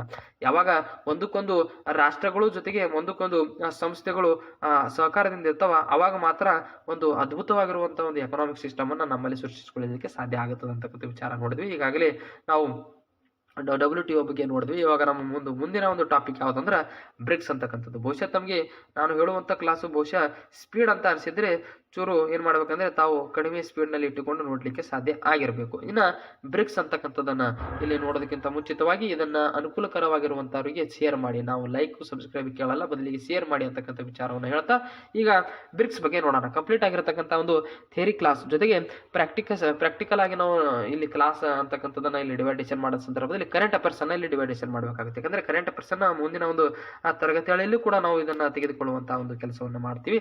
ಆರ್ಥಿಕ ಅಭಿವೃದ್ಧಿಯಲ್ಲಿ ಒಂದೇ ಹಂತದಲ್ಲಿರುವ ಬ್ರೆಜಿಲ್, ರಷ್ಯಾ, ಭಾರತ್, ಚೀನಾ ಮತ್ತು ದಕ್ಷಿಣ ಆಫ್ರಿಕಾ ಬ್ರಿಕ್ಸ್ ಅಂತಕ್ಕಂಥದ್ದು. ಓಕೆನಾ? ಈ ರೀತಿಯಾಗಿ ಬ್ರೆಜಿಲ್, ರಷ್ಯಾ, ಇಂಡಿಯಾ, ಚೀನಾ ಮತ್ತು ಸೌತ್ ಆಫ್ರಿಕಾ ಈ ರೀತಿಯಾಗಿ ನಾವು ಪ್ರತಿಯೊಂದು ಅಕ್ಷರವನ್ನು ಡಿವೈಡೇಷನ್ ಮಾಡಿ ಗೊತ್ತು ಮಾಡ್ಕೊಳ್ಳಲಿಕ್ಕೆ ಸಾಧ್ಯ ಆಗಿರಬೇಕು. ಇದು ಒಂದು ಅಂತಾರಾಷ್ಟ್ರೀಯ ಒಕ್ಕೂಟವಾಗಿದ್ದು ಪ್ರಾರಂಭದಲ್ಲಿ ಬ್ರಿಕ್ ಅಂತ ಎಂಬ ಪದವನ್ನ ಜಿಮ್ ಓ ನೀಲ್ ಬಳಕೆಯನ್ನ ಮಾಡಿರ್ತಕ್ಕಂಥದ್ದು. ಜಿಮ್ ಓ ನೀಲ್ ರವರು ಆ ಒಂದು ಸಂದರ್ಭದಲ್ಲಿ ಸ್ಥಾಪನೆ ಆಗಿರುವಂಥ ಸಂದರ್ಭದಲ್ಲಿ ಇದನ್ನ ಬಳಕೆಯನ್ನು ಮಾಡಿದ್ರು. ಬಟ್ ಇವಾಗ ಸೌತ್ ಆಫ್ರಿಕಾ ಕೂಡ ಸೇರ್ಪಡೆ ಆಗಿರುವುದರಿಂದ ಬ್ರಿಕ್ಸ್ ಅಂತ ಆಗ್ಯದ. ಓಕೆನಾ? ಹಾಗಾದ್ರೆ ಬ್ರಿಕ್ 2009ರಲ್ಲಿ ರಷ್ಯಾ ಯುಕ್ಟೆನ್ಬರ್ಗ್ನಲ್ಲಿ ನಡೆದ ಸಭೆಯ ಮೂಲಕ ಪ್ರಾರಂಭ ಆಗ್ತದ. ಯಾವಾಗ? 2009ರಾಗ ಬ್ರೆಜಿಲ್, ರಷ್ಯಾ, ಭಾರತ್ ಮತ್ತು ಚೀನಾ ಅಂತಕ್ಕಂಥ ಪ್ರಮುಖವಾಗಿ 4 ರಾಷ್ಟ್ರಗಳು ಮಾತ್ರ ಅದಕ್ಕೆ ಒಂದು ಕಡಿವಾಣದಲ್ಲಿ ಇದ್ದವು, ಚೀನಾ ಭಾಗವಹಿಸಿದ್ದವು. ಹಾಗಾದ್ರೆ ಬ್ರಿಕ್ಸ್ನ 2ನೇ ಶೃಂಗ ಸಭೆ ಬ್ರೆಸಿಲಿಯಾದಲ್ಲಿ ಏಪ್ರಿಲ್ 16, 2010ರಲ್ಲಿ ನಡೆಯಿತು. ಈ ಶೃಂಗಸಭೆಯಲ್ಲಿ ದಕ್ಷಿಣ ಆಫ್ರಿಕಾ ಅತಿಥಿಯಾಗಿ ಸೇರ್ಪಡೆ ಆಗ್ತದೆ. ಹಾಗಾದ್ರೆ ಇಲ್ಲಿ ಬ್ರಿಕ್ಸ್ ಅಂತ ಆಯ್ತು. ಇಲ್ಲಿ ಬ್ರಿಕ್ ಮಾತ್ರ ಇತ್ತು, ಇಲ್ಲಿ ಬ್ರಿಕ್ಸ್ ಅಂತ ಆಯ್ತು. ಇಲ್ಲೇ ಗಮನಿಸಬೇಕು ತಾವು. ಓಕೆನಾ? ಹಾಗಾದ್ರೆ ಬ್ರಿಕ್ಸ್ನ 3ನೇ ಶೃಂಗಸಭೆ 2011 ಏಪ್ರಿಲ್ 14ರಂದು ಚೀನಾದಲ್ಲಿ ಏನಾತಂದ್ರೆ ನಡೀತದ. ಶೃಂಗಸಭೆಯಲ್ಲಿ ದಕ್ಷಿಣ ಆಫ್ರಿಕಾ ಸದಸ್ಯ ರಾಷ್ಟ್ರವಾಗಿ ಸೇರಿಕೊಳ್ಳುವುದರ ಮೂಲಕ ಬ್ರಿಕ್ಸ್ ಅಂತಕ್ಕಂಥದ್ದು ಸಂಪೂರ್ಣವಾಗಿ ರೂಪರೇಷೆಯನ್ನು ಪಡ್ಕೋತದೆ. ಹಾಗಾದ್ರೆ ಬ್ರಿಕ್ಸ್ನ 4ನೇ ಶೃಂಗಸಭೆ 2012ರಲ್ಲಿ ಮಾರ್ಚ್ನಲ್ಲಿ ನವದೆಹಲಿಯಲ್ಲಿ ನಡೀತಾ. ನೋಡಿ, ನಮ್ಮ ಭಾರತದಲ್ಲಿ ನಡೀತಾ ಅಂದ್ರೆ ಬಹಳ ಇಂಪಾರ್ಟೆಂಟ್. ಮನಮೋಹನ್ ಸಿಂಗ್ ಅವರು ಭಾರತದ ಒಂದು ಪ್ರಧಾನಮಂತ್ರಿಯಾಗಿರುವಂಥ ಮನಮೋಹನ್ ಸಿಂಗ್ ಇತ್ತೀಚೆಗೆ ನಿಧನವಾಗಿ ಹೊಂದಿರತಕ್ಕಂಥ ಮನಮೋಹನ್ ಸಿಂಗ್ ಅವರ ಅಧ್ಯಕ್ಷತೆಯಲ್ಲಿ ನಡೀತದ 2018ರವರೆಗೆ 10ನೇ ಸಮ್ಮೇಳನಗಳು ನಡೆದಿರುವಂಥ 11ನೇ ಸಮ್ಮೇಳನ 2019ರಲ್ಲಿ ಬ್ರೆಜಿಲ್ನಲ್ಲಿ ನಡೆಸಲೇನಪ್ಪ ಅಂತ ನಿರ್ಧಾರ ಮಾಡಿದ್ದಾರೆ. ಹಾಗಾದರೆ 12ನೇ ಬ್ರಿಕ್ಸ್ ಸಮ್ಮೇಳನ ಯಾವ ಒಂದು ರಾಷ್ಟ್ರದಲ್ಲಿ ನಡೆಸಲಾಗಿದೆ ಅಂತಕ್ಕಂಥದ್ದನ್ನು ಕಮೆಂಟ್ ಮೂಲಕ ಕಮೆಂಟ್ ಮಾಡಿ, ಓಕೆನಾ. ಹಾಗಾದರೆ ನಮ್ಮ ಒಂದು ಮುಂದಿನ ಟಾಪಿಕ್ ಬಗ್ಗೆ ನೋಡೋದಾದ್ರೆ ಇಲ್ಲಿ ಯಾವ್ಯಾವ ಸಂದರ್ಭದಾಗ ಇಲ್ಲಿ ನಮ್ಮ ಬ್ರಿಕ್ಸ್ನ ಒಂದು ಸಭೆಗಳು ಆಗಿದಾವ ಅಂತಕ್ಕಂಥ ನೋಡೋದಾದ್ರೆ 2009ರಲ್ಲಿ ಫಸ್ಟಿಗೆ ಏನಾಗುತ್ತೆ ಯುಕೆಟೆನ್ಬರ್ಗ್ ನಲ್ಲಿ ಆಗಿರ್ತದ. ಈಗಾಗಲೇ ಮೇಲೆ ಹೇಳಿರುವ ಹಾಗೆ ರಷ್ಯಾ ದೇಶದಲ್ಲಿ ಸಮ್ಮೇಳನದ ಅಧ್ಯಕ್ಷರಾಗಿದ್ದಾರೆ ಡೆಮಿಟರಿ ಮೆಡ್ವೆಡೇವ್ ಅಂತಕ್ಕಂಥವ್ರು ಇದರ ಒಂದು ಅಧ್ಯಕ್ಷರಾಗಿದ್ದರು. ಹಾಗಾದ್ರೆ 2010, 11, 12 ಈ ರೀತಿಯಾಗಿ ಪ್ರತಿ ವರ್ಷವೂ ಕೂಡ ಆಗಿರತಕ್ಕಂಥದ್ದು. ಬಟ್ 2012ರಲ್ಲಿ 4ನೇ ಒಂದು ಬ್ರಿಕ್ನ ಒಂದು ಸಭೆ ಅಂತಕ್ಕಂಥದ್ದು ಏನಿದೆ ಇದು ನಮ್ಮ ಭಾರತ ದೇಶದ ದೆಹಲಿಯಲ್ಲಿ 2012ರಲ್ಲಿ ನಡೆದಿರತಕ್ಕಂಥದ್ದು. ಮನಮೋಹನ್ ಸಿಂಗ್ ಅವರು ಇದರ ಒಂದು ಅಧ್ಯಕ್ಷತೆಯನ್ನು ಹೊಂದಿದ್ದರು ಅಂತಕ್ಕಂಥದ್ದು ಗೊತ್ತಿಲ್ಲ. ಹಾಗಾದ್ರೆ 2ನೇ ಬಾರಿ 2016ರಲ್ಲಿ ಭಾರತದಲ್ಲಿ ಆಗಿರ್ತದೆ. ನಮ್ಮ ಭಾರತ ದೇಶದ ಗೋವಾ ರಾಜ್ಯದಲ್ಲಿ ಇದು ಸಮ್ಮೇಳನ ನಡೆದಿರತಕ್ಕಂಥದ್ದು. ಭಾರತದ ನರೇಂದ್ರ ಮೋದಿ ಅವರು ತಮ್ಮ ಒಂದು ಅಧ್ಯಕ್ಷತೆಯನ್ನು ವಹಿಸಿದ್ರು ಅಂತಕ್ಕಂಥದ್ದು ಗೊತ್ತಿರ. ಹಾಗಾದ್ರೆ ಮುಂದಿನ ಒಂದು 3ನೇ ಒಂದು ಭಾರತ ದೇಶದ ದೆಹಲಿಯಲ್ಲಿ ಇದು ಕೂಡ ಆಯೋಜನೆ ಮಾಡಲಾಗಿತ್ತು. ಇದರ ಒಂದು ಅಧ್ಯಕ್ಷರು ನರೇಂದ್ರ ಮೋದಿ ಅವರು ಇದ್ದರು ಅಂತಕ್ಕಂಥದ್ದು ಗೊತ್ತಿರಲಿ. ಆಮೇಲೆ ಬ್ರಿಕ್ಸ್ ವಿಪತ್ತು ವ್ಯವಸ್ಥೆ ನಿಧಿ, ಬ್ರಿಕ್ಸ್ ಕಂಟಿನೆಂಟ್ ರಿಸರ್ವ್ ಅರೇಂಜ್ಮೆಂಟ್ ಅಂತಕ್ಕಂಥದ್ದನ್ನು ಇಲ್ಲಿ ನಾವು ನೋಡೋದಾದರೆ ಇದು ಯಾವ ಒಂದು ನಿಧಿ ಅಂದರೆ ಬ್ರಿಕ್ಸ್ 50 ಬಿಲಿಯನ್ ಮೂಲ ಬಂಡವಾಳದೊಂದಿಗೆ ಪ್ರಾರಂಭ ಆಗಿರುವಂಥದ್ದು. $50 ಬಿಲಿಯನ್ ಈ ಮೂಲ ಬಂಡವಾಳದಲ್ಲಿ ಎಲ್ಲ ಸದಸ್ಯ ರಾಷ್ಟ್ರಗಳು ಸಮಾನ ಶೇರನ್ನು ಹೊಂದಿರತಕ್ಕಂಥದ್ದು. ಅಂದರೆ ವಿಪತ್ತಿನ ಸಂದರ್ಭದಲ್ಲಿ ಇದನ್ನು ತನ್ನ ಬಳಕೆಯನ್ನು ಮಾಡಲಿಕ್ಕೆ ಸಾಧ್ಯ ಆಗಿರುವಂಥ ಒಂದು ವ್ಯವಸ್ಥೆಯನ್ನು ಬ್ರಿಕ್ಸ್ ವಿಪತ್ತು ವ್ಯವಸ್ಥೆ ನಿಧಿ ಅಂತಕ್ಕಂಥದ್ದನ್ನು ಮಾಡಿರ್ತಕ್ಕಂಥದ್ದು. ಸದಸ್ಯ ರಾಷ್ಟ್ರಗಳು ಪಾವತಿ ಸಿಲುಕಿನ ಒಂದು ಸಮಸ್ಯೆಯ ಸಂದರ್ಭದಲ್ಲಿ ಹೆಚ್ಚುವರಿ ದ್ರವ್ಯತೆಯ ರಕ್ಷಣೆ ನೀಡುವ ಉದ್ದೇಶದಿಂದ $100 ಬಿಲಿಯನ್ ನೊಂದಿಗೆ ವಿಪತ್ತು ವ್ಯವಸ್ಥೆ ನಿಧಿ ಸ್ಥಾಪಿಸಲಾಯಿತು. ಇದಕ್ಕೆ ವಿವಿಧ ರಾಷ್ಟ್ರಗಳ ಪಾಲ ಏನೇನದಾವ ಅಂದ್ರೆ China $41 billion, Bharat $18 billion, Brazil $18 billion, Russia $18 billion, ಜೊತೆಗೆ ದಕ್ಷಿಣ ಆಫ್ರಿಕಾ $5 ಬಿಲಿಯನ್. ಈ ರೀತಿಯಾಗಿ ಒಂದು ವಿಪತ್ತಿನ ಸಂದರ್ಭದಲ್ಲಿ ಇದನ್ನು ಬಳಕೆ ಮಾಡಲಿಕ್ಕೆ ಸಾಧ್ಯ ಆಗುವಂಥ ಒಂದು ವ್ಯವಸ್ಥೆ ಎಲ್ಲಿ ಮಾಡಿದ್ದಾರೆ ಅಂದ್ರೆ ಅದು ಬ್ರಿಕ್ಸ್ನಲ್ಲಿ ಅಂತಕ್ಕಂಥದ್ದು. ಹಾಗಾದರೆ ನ್ಯೂ ಡೆವಲಪ್ಮೆಂಟ್ ಬ್ಯಾಂಕ್ ಬ್ರಿಕ್ಸ್ ರಾಷ್ಟ್ರಗಳ ಬ್ಯಾಂಕ್, ನ್ಯೂ ಡೆವಲಪ್ಮೆಂಟ್ ಬ್ಯಾಂಕ್ ಅಂತ ಕರೀತಾರೆ, ಓಕೆನಾ. ಇಲ್ಲಿ ಅಮೆರಿಕ ಮತ್ತು ಯುರೋಪ್ ಕೇಂದ್ರಿತ ಏನಂದ್ರೆ ಮತ್ತು ವಿಶ್ವ ಬ್ಯಾಂಕಿಗೆ ಪರ್ಯಾಯವಾಗಿ ಸ್ಥಾಪನೆ ಆಗಿರುವಂಥ ಬ್ಯಾಂಕ್ ಯಾವುದಂದ್ರೆ ನ್ಯೂ ಡೆವಲಪ್ಮೆಂಟ್ ಬ್ಯಾಂಕ್. ಇದು 2012ರಲ್ಲಿ ಭಾರತದ ನವದೆಹಲಿಯಲ್ಲಿ ನಡೆದ ಬ್ರಿಕ್ಸ್ ಶೃಂಗಸಭೆಯಲ್ಲಿ ಮನಮೋಹನ್ ಸಿಂಗ್ ರವರು ಬ್ರಿಕ್ಸ್ ಬ್ಯಾಂಕನ್ನು ಸ್ಥಾಪಿಸುವಂತೆ ಶಿಫಾರಸನ್ನು ಮಾಡಿದರು. 2015 ಜುಲೈ 21ರಂದು ಸ್ಥಾಪನೆಯಾಯಿತು. ಅನಂತರ 2016 ಜನವರಿ 1ರಂದು ಇದು ಕಾರ್ಯಾರಂಭ ಆಗ್ತದೆ. 2016 ಹಿಡ್ಕೊಂಡು ಇದು ತನ್ನ ಒಂದು ಕಾರ್ಯವನ್ನು ಆರಂಭ ಮಾಡ್ತದೆ ಹೊಸ ವರ್ಷದಿಂದ. ಕೇಂದ್ರ ಕಚೇರಿ ಎಲ್ಲದ ಅಂದ್ರೆ ಚೀನಾದ ಶಾಂಘೈನಲ್ಲಿದೆ. ಇದರ ಸದಸ್ಯ ರಾಷ್ಟ್ರಗಳು ಬ್ರೆಜಿಲ್, ರಷ್ಯಾ, ಭಾರತ್, ಚೀನಾ ಮತ್ತು ಅಂದರೆ ಬ್ರಿಕ್ಸ್ನ ಕಂಪ್ಲೀಟ್ ಆಗಿರತಕ್ಕಂಥ 5 ಸದಸ್ಯ ರಾಷ್ಟ್ರಗಳು ಇದರ ಒಂದು ಸದಸ್ಯ ರಾಷ್ಟ್ರಗಳಾಗಿದ್ದಾವೆ. ಜೊತೆಗೆ ಪ್ರಾದೇಶಿಕ ಕಚೇರಿ ಎಲ್ಲದ ಅಂದ್ರೆ ದಕ್ಷಿಣ ಆಫ್ರಿಕಾದ ಜಾನ್ಸ್ಬರ್ಗ್ನಲ್ಲಿ ಇದರ ಒಂದು ಪ್ರಾದೇಶಿಕ ಕಚೇರಿ ಇರ್ತಕ್ಕಂಥ. ಈ ರೀತಿಯಾಗಿ ನಾವು ಬ್ರಿಕ್ಸ್ಗೆ ಸಂಬಂಧಪಟ್ಟ ಹಾಗೆ ಕೆಲವೊಂದಿಷ್ಟು ವಿಚಾರಗಳನ್ನು ನೋಡ್ತಾ ಬಂದ್ವಿ. ಹಾಗಾದರೆ ನಾವು ಇವಾಗ ಮುಂದಿನ ಒಂದು ವಿಚಾರ ಯಾವುದ್ರ ಬಗ್ಗೆ ಮಾಡಬೇಕಂದ್ರೆ ಬಿಮ್ಸ್ಟೆಕ್ ಬಗ್ಗೆ ನಾವು ಕಂಪ್ಲೀಟ್ ಆಗಿರತಕ್ಕಂಥ ವಿಚಾರವನ್ನು ಮಾಡೋಣ. ಬಿಮ್ಸ್ಟೆಕ್ ಅಂದ್ರೆ ಏನು? Bay of Bengal initiative for multi sectoral technical and economic cooperation ಅಂದರೆ ಬಿಮ್ಸ್ಟೆಕ್ನ ಪ್ರಸ್ತುತ ವಿಸ್ತರಣೆಯ ರೂಪ, ಓಕೆನಾ. ದಕ್ಷಿಣ ಏಷ್ಯಾ ಮತ್ತು ಆಗ್ನೇಯ ಏಷ್ಯಾದ 4 ರಾಷ್ಟ್ರಗಳು ಸೇರಿ ಈ ಪ್ರಾದೇಶಿಕ ಆರ್ಥಿಕ ಸಹಕಾರ ಒಕ್ಕೂಟವನ್ನು ಜೂನ್ 1997 ಬ್ಯಾಂಕಾಕ್ನಲ್ಲಿ ನಡೆದ ಸಚಿವ ಸಭೆಯಲ್ಲಿ ತೀರ್ಮಾನಿಸಿ ಸ್ಥಾಪನೆ ಮಾಡಿರ್ತಕ್ಕಂಥದ್ದೇ ಬಿಮ್ಸ್ಟೆಕ್. ಹಾಗಾದರೆ ಬಿಮ್ಸ್ಟೆಕ್ ಯಾವಾಗ ಸ್ಥಾಪನೆ ಆಗಿತ್ತು? 1997 ಜೂನ್ 6ರಂದು. ಇದು ಏನಪ್ಪಾ ಅಂತಂದ್ರೆ 6/6/1997 ಬಿಮ್ಸ್ಟೆಕ್ ಸ್ಥಾಪನೆ ಆಗ್ತದೆ. ಎಲ್ಲಿ? ಬ್ಯಾಂಕಾಕ್ನಲ್ಲಿ. ಬಿಮ್ಸ್ಟೆಕ್ ಅಂತಕ್ಕಂಥದ್ದು ಸಂಸ್ಥಾಪಕ ಸದಸ್ಯ ರಾಷ್ಟ್ರಗಳು ಯಾವ್ಯಾವ ಅಂದ್ರೆ ಬಾಂಗ್ಲಾದೇಶ, ಭಾರತ, ಆಮೇಲೆ ಶ್ರೀಲಂಕಾ ಮತ್ತು ಥೈಲ್ಯಾಂಡ್. ಬಿಮ್ಸ್ಟ್ ಇಸಿ ನಂತರ 1997 ಡಿಸೆಂಬರ್ 22ರಂದು ಮಯನ್ಮಾರ್ ಒಕ್ಕೂಟದಲ್ಲಿ ಸೇರ್ಪಡೆ ಆಯಿತು. ನಂತರ 2004ರಲ್ಲಿ ನೇಪಾಳ ಮತ್ತು ಭೂತಾನ್ ಒಕ್ಕೂಟ ರಾಷ್ಟ್ರಗಳು ಕೂಡ ಇದರಲ್ಲಿ ಸೇರಿಕೆ ಆಗ್ತವೆ. ಹಾಗಾದರೆ ಪ್ರಸ್ತುತ 7 ಸದಸ್ಯ ರಾಷ್ಟ್ರಗಳು ಇದರ ಒಂದು ಒಕ್ಕೂಟದಲ್ಲಿ ಭಾಗಿಯಾಗಿದ್ದಾವೆ, ಓಕೆನಾ. ಈ ರೀತಿಯಾಗಿ ನಾವು ಏನಪ್ಪಾ ಅಂತಂದ್ರೆ ಇದಕ್ಕೆ ಸಂಪೂರ್ಣವಾಗಿರುವಂಥ ಒಂದು ವಿಚಾರವನ್ನು ನೋಡ್ತಾ ಹೋಗ್ತೀವಿ. ಇದು ಪ್ರತಿ 4 ವರ್ಷಗಳಿಗೊಮ್ಮೆ ಸಮ್ಮೇಳನವನ್ನು ನಡೆಸ್ತದೆ. ಪ್ರತಿ 4 ವರ್ಷಗಳಿಗೊಮ್ಮೆ ಬಿಮ್ಸ್ಟೆಕ್ ಅಂತಕ್ಕಂಥದ್ದನ್ನು ಸಮ್ಮೇಳನ ನಡೆಸಿ ತಮ್ಮ ಸಾಧಕ ಬಾಧಕಗಳನ್ನು ಡಿಸ್ಕಷನ್ ಮಾಡೋದ್ರ ಜೊತೆಗೆ ಮುಂದಿನ ಒಂದು ತೀರ್ಮಾನಗಳನ್ನು ಕೂಡ ತೆಗೆದುಕೊಳ್ಳುತ್ತದೆ. ಜೊತೆಗೆ ಪ್ರಸ್ತುತ 2016 ಅಕ್ಟೋಬರ್ನಲ್ಲಿ ಭಾರತ ಗೋವಾದಲ್ಲಿ ಆ ಸಮ್ಮೇಳನ ಕೂಡ ಜರುಗುತ್ತೆ. ಹಾಗಾದರೆ 2017 ಆಗಸ್ಟ್ 10ರಲ್ಲಿ ನೇಪಾಳದ ಬಿಮ್ಸ್ಟೆಕ್ ಸಚಿವರ ಸಭೆಯು ಕೂಡ ನಡೆಸಲಾಗಿತ್ತು. ಹಾಗಾದರೆ ಸಮ್ಮೇಳನಗಳು ಯಾವಾಗ ನಡೆದಿದ್ವು ಅಂತಕ್ಕಂಥದ್ದು ನೋಡೋದಾದರೆ ಇಲ್ಲಿ ನಾವು ಇಂಪಾರ್ಟೆಂಟ್ ಆಗಿರುವಂಥ ಭಾರತದಲ್ಲಿ ಯಾವಾಗ ನಡೆದಿದ್ವು ಅಂತಕ್ಕಂಥದ್ದು ನೋಡೋದಾದರೆ ನವದೆಹಲಿ ಭಾರತದಲ್ಲಿ 2ನೇ ಒಂದು ಸಭೆ ನಡೆದಿರ್ತಕ್ಕಂಥದ್ದು ಅದು 2008 ನವೆಂಬರ್ 13ರಂದು ಭಾರತ ದೇಶದ ನವದೆಹಲಿಯಲ್ಲಿ ನಡೆದಿರ್ತಕ್ಕಂಥದ್ದು. ಇದು ನೆನಪಿರಲಿ, ಓಕೆನಾ. ಆದರೆ ನಮ್ಮ ಒಂದು G7 ಗ್ರೂಪ್ ಆಫ್ 7 ಅಂತಕ್ಕಂಥ ಒಂದು ರಾಷ್ಟ್ರಗಳ ಒಂದು ಸಂಘ ಬಗ್ಗೆ ನೋಡೋಣ. ಕಂಪ್ಲೀಟ್ ಆಗಿರ್ತಕ್ಕಂಥ ಒಂದು ವಿಚಾರವನ್ನು ನೋಡ್ತಾ ಹೋಗೋಣ, ಓಕೆನಾ. ವಿತ್ ಎಕ್ಸಾಮ್ಗೆ ಬಹಳಷ್ಟು ಉಪಯುಕ್ತಕಾರಿ ಮತ್ತು ಅತ್ಯಂತ ಸರಳೀಕೃತವಾಗಿ ಥಿಯರಿ ಕ್ಲಾಸ್ ಆಗಿರುವುದರಿಂದ ಇದು ಅತ್ಯಂತ ಸರಳೀಕೃತವಾಗಿರುವಂಥದ್ದು. G7 ಕೈಗಾರಿಕಾ ಅಭಿವೃದ್ಧಿ ಹೊಂದಿದ ರಾಷ್ಟ್ರಗಳ ಸಂಘಟನೆ. ಇಲ್ಲಿ ಕೈಗಾರಿಕಾ ಅಭಿವೃದ್ಧಿ ಹೊಂದಿರತಕ್ಕಂಥ ರಾಷ್ಟ್ರಗಳು ಮಾತ್ರ ಈ ಒಂದು G7 ರಾಷ್ಟ್ರಗಳಲ್ಲಿ ತಮ್ಮ ಒಂದು ಸ್ಥಾನಮಾನವನ್ನು ಪಡೆದುಕೊಂಡಿದ್ದಾರೆ. ಆದರೆ ಈ ಸಂಘಟನೆಯು 1975ರ ಫ್ರಾನ್ಸ್ನಲ್ಲಿ ನಡೆದ ಸಭೆಯಲ್ಲಿ 6 ರಾಷ್ಟ್ರಗಳಾದ France, Germany, Japan, Italy, United Kingdom ಮತ್ತು ಅಮೆರಿಕ ರಾಷ್ಟ್ರಗಳ ಸದಸ್ಯರನ್ನ G6 ಎಂದು ಸ್ಥಾಪನೆ ಮಾಡಿರ್ತಾರೆ. ಫಸ್ಟಿಗೆ ಯಾವಾಗ 1975ರಲ್ಲಿ G7 1975ರಲ್ಲಿ ಸ್ಥಾಪನೆ ಆಗಿರ್ತದೆ.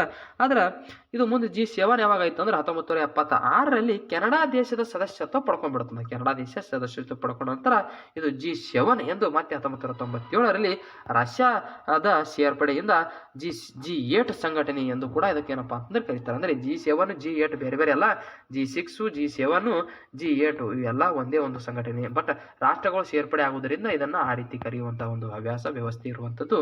ಇನ್ನು ಇದರ ಒಂದು 2014ರಲ್ಲಿ ರಷ್ಯಾ ಈ ಸಂಘಟನೆಯಿಂದ ಹೊರ ನಡೆದಿತ್ತು. ಪ್ರಸ್ತುತ G7 ಅಂತ ಕೂಡ ಇದಕ್ಕೆ ಕರೀತಾರೆ. ರಷ್ಯಾ ಯಾಕೆ ಹೊರಗೆ ಬತ್ತು ಅಂತಕ್ಕಂಥದ್ದನ್ನ ಕಮೆಂಟ್ ಮೂಲಕ ಕಮೆಂಟ್ ಮಾಡಿ. ಓಕೆನಾ, ಬಹಳಷ್ಟು ಬಲವಾಗಿರತಕ್ಕಂಥ ಕಾರಣ ಇತ್ತು G7 ಮೂಲಕ ಅದು ಹೊರ ಬರಬೇಕಂದ್ರೆ, ಓಕೆನಾ. ಇದು ಸ್ವಿಟ್ಜರ್ಲೆಂಡ್ನ ಜೆನೆವಾದಲ್ಲಿ ಕೇಂದ್ರ ಕಚೇರಿಯನ್ನ ಹೊಂದಿರತಕ್ಕಂಥದ್ದು. ಸ್ವಿಟ್ಜರ್ಲೆಂಡ್ನ ಜೆನೆವಾದಲ್ಲಿ ಸದಸ್ಯ ರಾಷ್ಟ್ರಗಳು ವರ್ಷಕ್ಕೊಮ್ಮೆ ಸಭೆಯನ್ನ ನಡೆಸ್ತಾವ. ಪ್ರಸ್ತುತ 45 ಸಮ್ಮೇಳನಗಳು ನಡೆದಿರತಕ್ಕಂಥದ್ದು. ಈ 45ನೇ ಸಮ್ಮೇಳನವು 2019 ಆಗಸ್ಟ್ 24ರಂದು 26ರವರೆಗೆ 2 ದಿನಗಳ ಕಾಲ ಫ್ರಾನ್ಸ್ನ ಭೈರಸಿ ಎಂಬಲ್ಲಿ ಜರುಗಿತು. ಈ ಸಮ್ಮೇಳನದಲ್ಲಿ ಅನೇಕ ವಿಷಯಗಳು ಚರ್ಚೆಗೆ ಬಂದಿರತಕ್ಕಂಥದ್ದು. ಅದು ವಿಶೇಷವಾಗಿ ಭಾರತ ದೇಶಕ್ಕೂ ಕೂಡ ಅನ್ವಯ ಆಗುವಂತಹ ಒಂದು ವಿಚಾರಗಳನ್ನು ಕೂಡ ನಡೆದಿರತಕ್ಕಂಥದ್ದು. ಆರ್ಥಿಕತೆಗೆ ಮತ್ತು ಕೈಗಾರಿಕೆ ಮತ್ತು ಉದ್ಯಮಕ್ಕೆ ಸಂಬಂಧಪಟ್ಟ ಹಾಗೆ 10 ಹಲವು ವಿಚಾರಗಳನ್ನು ಮತ್ತು ಪರಿಸರಕ್ಕೆ ಸಂಬಂಧಪಟ್ಟ 10 ಹಲವು ವಿಚಾರಗಳು ಕರೆಂಟ್ ಅಫೇರ್ಸ್ನಲ್ಲಿ ಬಂದ ಸಂದರ್ಭದಲ್ಲಿ ಅದನ್ನು ಡಿಸ್ಕಷನ್ ಮಾಡುವಂತಹ ಒಂದು ಕೆಲಸವನ್ನ ಮಾಡ್ತೀವಿ ಅಂತಕ್ಕಂಥ ಹೇಳ್ತಾ. ಇನ್ನು ಮುಂದಿನ ಸಭೆಗಳು ಯಾವ್ಯಾವ ಮುಂದಿನ ಸಭೆಗಳು ಅಂದ್ರೆ ಇಲ್ಲಿ ಕೊಟ್ಟಿದ್ದಾರೆ. ಏನಂತ ಕೊಟ್ಟಿದ್ದಾರೆ? 46ನೇ ಸಭೆ 2020ರಲ್ಲಿ ಅಮೆರಿಕಾದಲ್ಲಿ, 47ನೇ ಸಭೆ 2021ರಲ್ಲಿ ಇಂಗ್ಲೆಂಡ್ನಲ್ಲಿ ಮತ್ತು 48ನೇ ಸಭೆ 2022ರಲ್ಲಿ ಜರ್ಮನಿ ದೇಶದಲ್ಲಿ ನಡೆಸಲಿಕ್ಕೆ ನಿರ್ಧಾರವನ್ನು ಮಾಡಿರ್ತಕ್ಕಂಥದ್ದು. ಹಾಗಾದರೆ ಪ್ರಸ್ತುತ 2023-24ರ ಸಾಲಿನಲ್ಲಿ ಯಾವ ಒಂದು ದೇಶದಲ್ಲಿ ನಡೆಸಿದ್ದಾರೆ ಅಂತಕ್ಕಂಥದ್ದನ್ನ ಕಮೆಂಟ್ ಮೂಲಕ ಕಮೆಂಟ್ ಮಾಡಿ. ಅಥವಾ ನಮ್ಮ ಒಂದು ಎಕನಾಮಿಕ್ಸ್ಗೆ ರಿಲೇಟೆಡ್ ಆಗಿರ್ತಕ್ಕಂಥ ಕಂಪ್ಲೀಟ್ ಅದೊಂದು ಮಹಾ ಮ್ಯಾರಥಾನ್ ಕ್ಲಾಸನ್ನು 2024-25ಗೆ ಸಂಬಂಧಪಟ್ಟಿರ್ತಕ್ಕ ಹಾಗೆ ಅದನ್ನು ನಾವೇನು ಮಾಡ್ತೀವಿ ಅಂದರೆ ಕರೆಂಟ್ ಅಫೇರ್ಸ್ಗೆ ಸಂಬಂಧಪಟ್ಟ ಹಾಗೆ ಮತ್ತೊಂದು ಹೊಸ ಕ್ಲಾಸನ್ನು ಬೇರೆ ಕ್ಲಾಸನ್ನು ಮಾಡ್ತೀವಿ ಅಂತಕ್ಕಂಥದ್ದು ಹೇಳ್ತಾ ಇಲ್ಲಿ G20 ಗ್ರೂಪ್ ಆಫ್ 20 ಬತ್ ನೋಡಿ. ಈಗ ನಾವು ಗ್ರೂಪ್ ಆಫ್ 5 ಅಂದರೆ ಯಾವುದು ಬ್ರಿಕ್ಸು, ಆಮೇಲೆ ಗ್ರೂಪ್ ಆಫ್ 7 G7 ಅಂತ ನೋಡಿದ್ವಿ. ಇವಾಗ ಗ್ರೂಪ್ ಆಫ್ 20 G20 20 ಅಂತಕ್ಕಂಥದ್ದನ್ನು ನೋಡೋದಾದ್ರೆ ಇದು ಕೂಡ ಬಹಳಷ್ಟು ಇಂಪಾರ್ಟೆಂಟ್ ಆಗಿರತಕ್ಕಂಥದ್ದು. G7 ಸಂಘಟನೆಯು ಕೈಗಾರಿಕಾ ಅಭಿವೃದ್ಧಿ ಹೊಂದಿದ ಮತ್ತು ಅಭಿವೃದ್ಧಿ ಹೊಂದುತ್ತಿರುವ 20 ರಾಷ್ಟ್ರಗಳ ಸಂಘಟನೆ. ಇದನ್ನು ಕೂಡ ಒಂದು ಕೈಗಾರಿಕಾ ಅಭಿವೃದ್ಧಿ ಹೊಂದಿದ ಮತ್ತು ಹೊಂದುತ್ತಿರುವ ಎಲ್ಲ ಒಂದು ಸಂಘಟನೆ ಆಗಿರುವಂಥದ್ದು. ಈ ಸಂಘಟನೆಯಲ್ಲಿ ಒಟ್ಟು 20 ರಾಷ್ಟ್ರಗಳು ಇದಾವೆ ಅಂತಕ್ಕಂಥದ್ದು ತಮಗೆ ಗೊತ್ತಿರಲಿ, ಓಕೆನಾ. ಹಾಗಾದ್ರೆ ಸೆಪ್ಟೆಂಬರ್ 26 1999ರಲ್ಲಿ ಸ್ಥಾಪನೆ ಆಗಿರುವಂಥದ್ದು. ಸೆಪ್ಟೆಂಬರ್ 26 1999ರಲ್ಲಿ ಇದನ್ನು ಸ್ಥಾಪನೆ ಮಾಡಿರ್ತಕ್ಕಂಥದ್ದು. 2008ರಲ್ಲಿ ಆರ್ಥಿಕ ಮುಗ್ಗಟ್ಟು ಕುಸಿತದ ಸಂದರ್ಭದಲ್ಲಿ ಮೊದಲ ಬಾರಿಗೆ ಸದಸ್ಯ ರಾಷ್ಟ್ರಗಳ ಆಡಳಿತ ಮುಖ್ಯಸ್ಥರುಗಳ ಸಭೆಯನ್ನು 2008ರ ನವೆಂಬರ್ನಲ್ಲಿ ವಾಷಿಂಗ್ಟನ್ನ ಡಿಸಿ ಅಮೆರಿಕದ ವಾಷಿಂಗ್ಟನ್ ಡಿಸಿಯಲ್ಲಿ ನಡೆಸಲಾಗಿರ್ತಕ್ಕಂಥದ್ದು.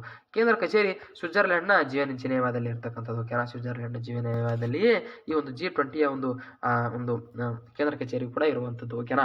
ಆದರೆ ಸದಸ್ಯ ರಾಷ್ಟ್ರಗಳಂದ್ರೆ ಏನೇನಿದಾವ ಅಂದ್ರೆ Argentina, Australia, Brazil, Canada, China, Bharat, France, Germany, Indonesia, Italy, Japan, ದಕ್ಷಿಣ ಕೊರಿಯಾ, ದಕ್ಷಿಣ Africa, Mexico, Russia, Saudi Arabia, Turkey, America, England, European ಒಕ್ಕೂಟ, ಓಕೆನಾ. ಈ ರೀತಿಯಾಗಿ ಒಟ್ಟು 20 ರಾಷ್ಟ್ರಗಳು ಒಳಗೊಂಡಿರ್ತಕ್ಕಂಥ ಒಂದು ಸಂಸ್ಥೆ ಯಾವುದಂದ್ರೆ G20 ಅಂತಕ್ಕಂಥದ್ದು. ಇಲ್ಲಿ ಭಾರತ ಇದೆ ಅಂತಕ್ಕಂಥದ್ದು ತಾವು ಇಲ್ಲಿ ಗಮನಿಸಬೇಕು, ಓಕೆನಾ. ಹಾಗಾದ್ರೆ ಭಾರತ ಯಾವಾಗ G20ಗೆ ಸೇರ್ಪಡೆ ಆಗಿದೆ ಅಂತಕ್ಕಂಥದ್ದನ್ನ ಕಮೆಂಟ್ ಮೂಲಕ ಕಮೆಂಟ್ ಮಾಡಿ. ಪ್ರತಿ ವರ್ಷ ಸಮ್ಮೇಳನ ನಡೆಸುತ್ತಿದ್ದು ಮೊದಲು 2008 ವಾಷಿಂಗ್ಟನ್ನಲ್ಲಿ ಡಿಸಿದಾಗ ನಡೆಸಿದಾರೆ, ಓಕೆನಾ. ವಾಷಿಂಗ್ಟನ್ ಡಿಸಿಯಲ್ಲಿ ನಡೆಸ್ಯಾರ. ಈಗ 12ನೇ ಸಭೆಯನ್ನ 17ರಲ್ಲಿ ಜುಲೈ ಮತ್ತು 8ರಂದು ಏನು ಮಾಡಿರ್ತಾರೆ ಅಂದ್ರೆ ಜುಲೈ 7 ಮತ್ತು 8ರಂದು ಏನು ಮಾಡಿರ್ತಾರೆ ಹ್ಯಾಂಗ್ಬರ್ನಲ್ಲಿ, ಜರ್ಮನಿಯ ಹ್ಯಾಂಗ್ಬರ್ನಲ್ಲಿ ನಡೆಸಲಾಗಿರುತ್ತೆ. ಪ್ರಸ್ತುತ 13ನೇ ಸಭೆಯನ್ನು ಅರ್ಜೆಂಟೈನಾದ ಬೋನಸ್ ಐರಸ್ನಲ್ಲಿ 2018ರಲ್ಲಿ ನಡೆಸಲಾಗಿರ್ತಕ್ಕಂಥದ್ದು. 2019ರಲ್ಲಿ ಜಪಾನ್ನ ಒಕಾಸಾದಲ್ಲಿ ನಡೆದಿತ್ತು ಹಾಗೂ 2020ರಲ್ಲಿ 15ನೇ ಸಮ್ಮೇಳನವನ್ನು ಸೌದಿ ಅರೇಬಿಯಾದ ರಿಯಾದ್ನಲ್ಲಿ ನಡೆಸಲು ತೀರ್ಮಾನಿಸಲಾಗಿರುವಂಥದ್ದು. ಹಾಗೆಯೇ 2021ರಲ್ಲಿ 16ನೇ G20 ಶೃಂಗಸಭೆಯನ್ನು ಇಟಲಿಯ ರೋಮ್ನಲ್ಲಿ ನಡೆಸುವಂತಹ ಒಂದು ತೀರ್ಮಾನವನ್ನು ಕೈಗೊಳ್ಳಿರ್ತಕ್ಕಂಥದ್ದು. ಓಕೆನಾ? ಹಾಗಾದರೆ ನಾವು ಇವಾಗ G20 ಬಗ್ಗೆ ನೋಡಿದ್ವಿ, ಯಾವ ರಾಷ್ಟ್ರಗಳು ಇದ್ದವು ಮತ್ತು ಯಾವ ಒಂದು ಸಂದರ್ಭದಲ್ಲಿ ಒಂದು ಸಮ್ಮೇಳನಗಳನ್ನು ನಡೆದು ಸ್ಥಾಪನೆ ಯಾವಾಗಾಯಿತು ಅಂತ ನೋಡಿದ್ವಿ. ಓಕೆನಾ? ಹಾಗಾದರೆ ಈಗ ನಾವು ಸಾರ್ಕ್ ಸಾರ್ಕ್ ಬಗ್ಗೆ ನೋಡೋಣ. ದಕ್ಷಿಣ ಏಷ್ಯಾ ರಾಷ್ಟ್ರಗಳ ಪ್ರಾದೇಶಿಕ ಸಹಕಾರ ಒಕ್ಕೂಟ ಅಂತಕ್ಕಂಥದ್ದು ಬಗ್ಗೆ ನೋಡೋಣ. ಓಕೆನಾ?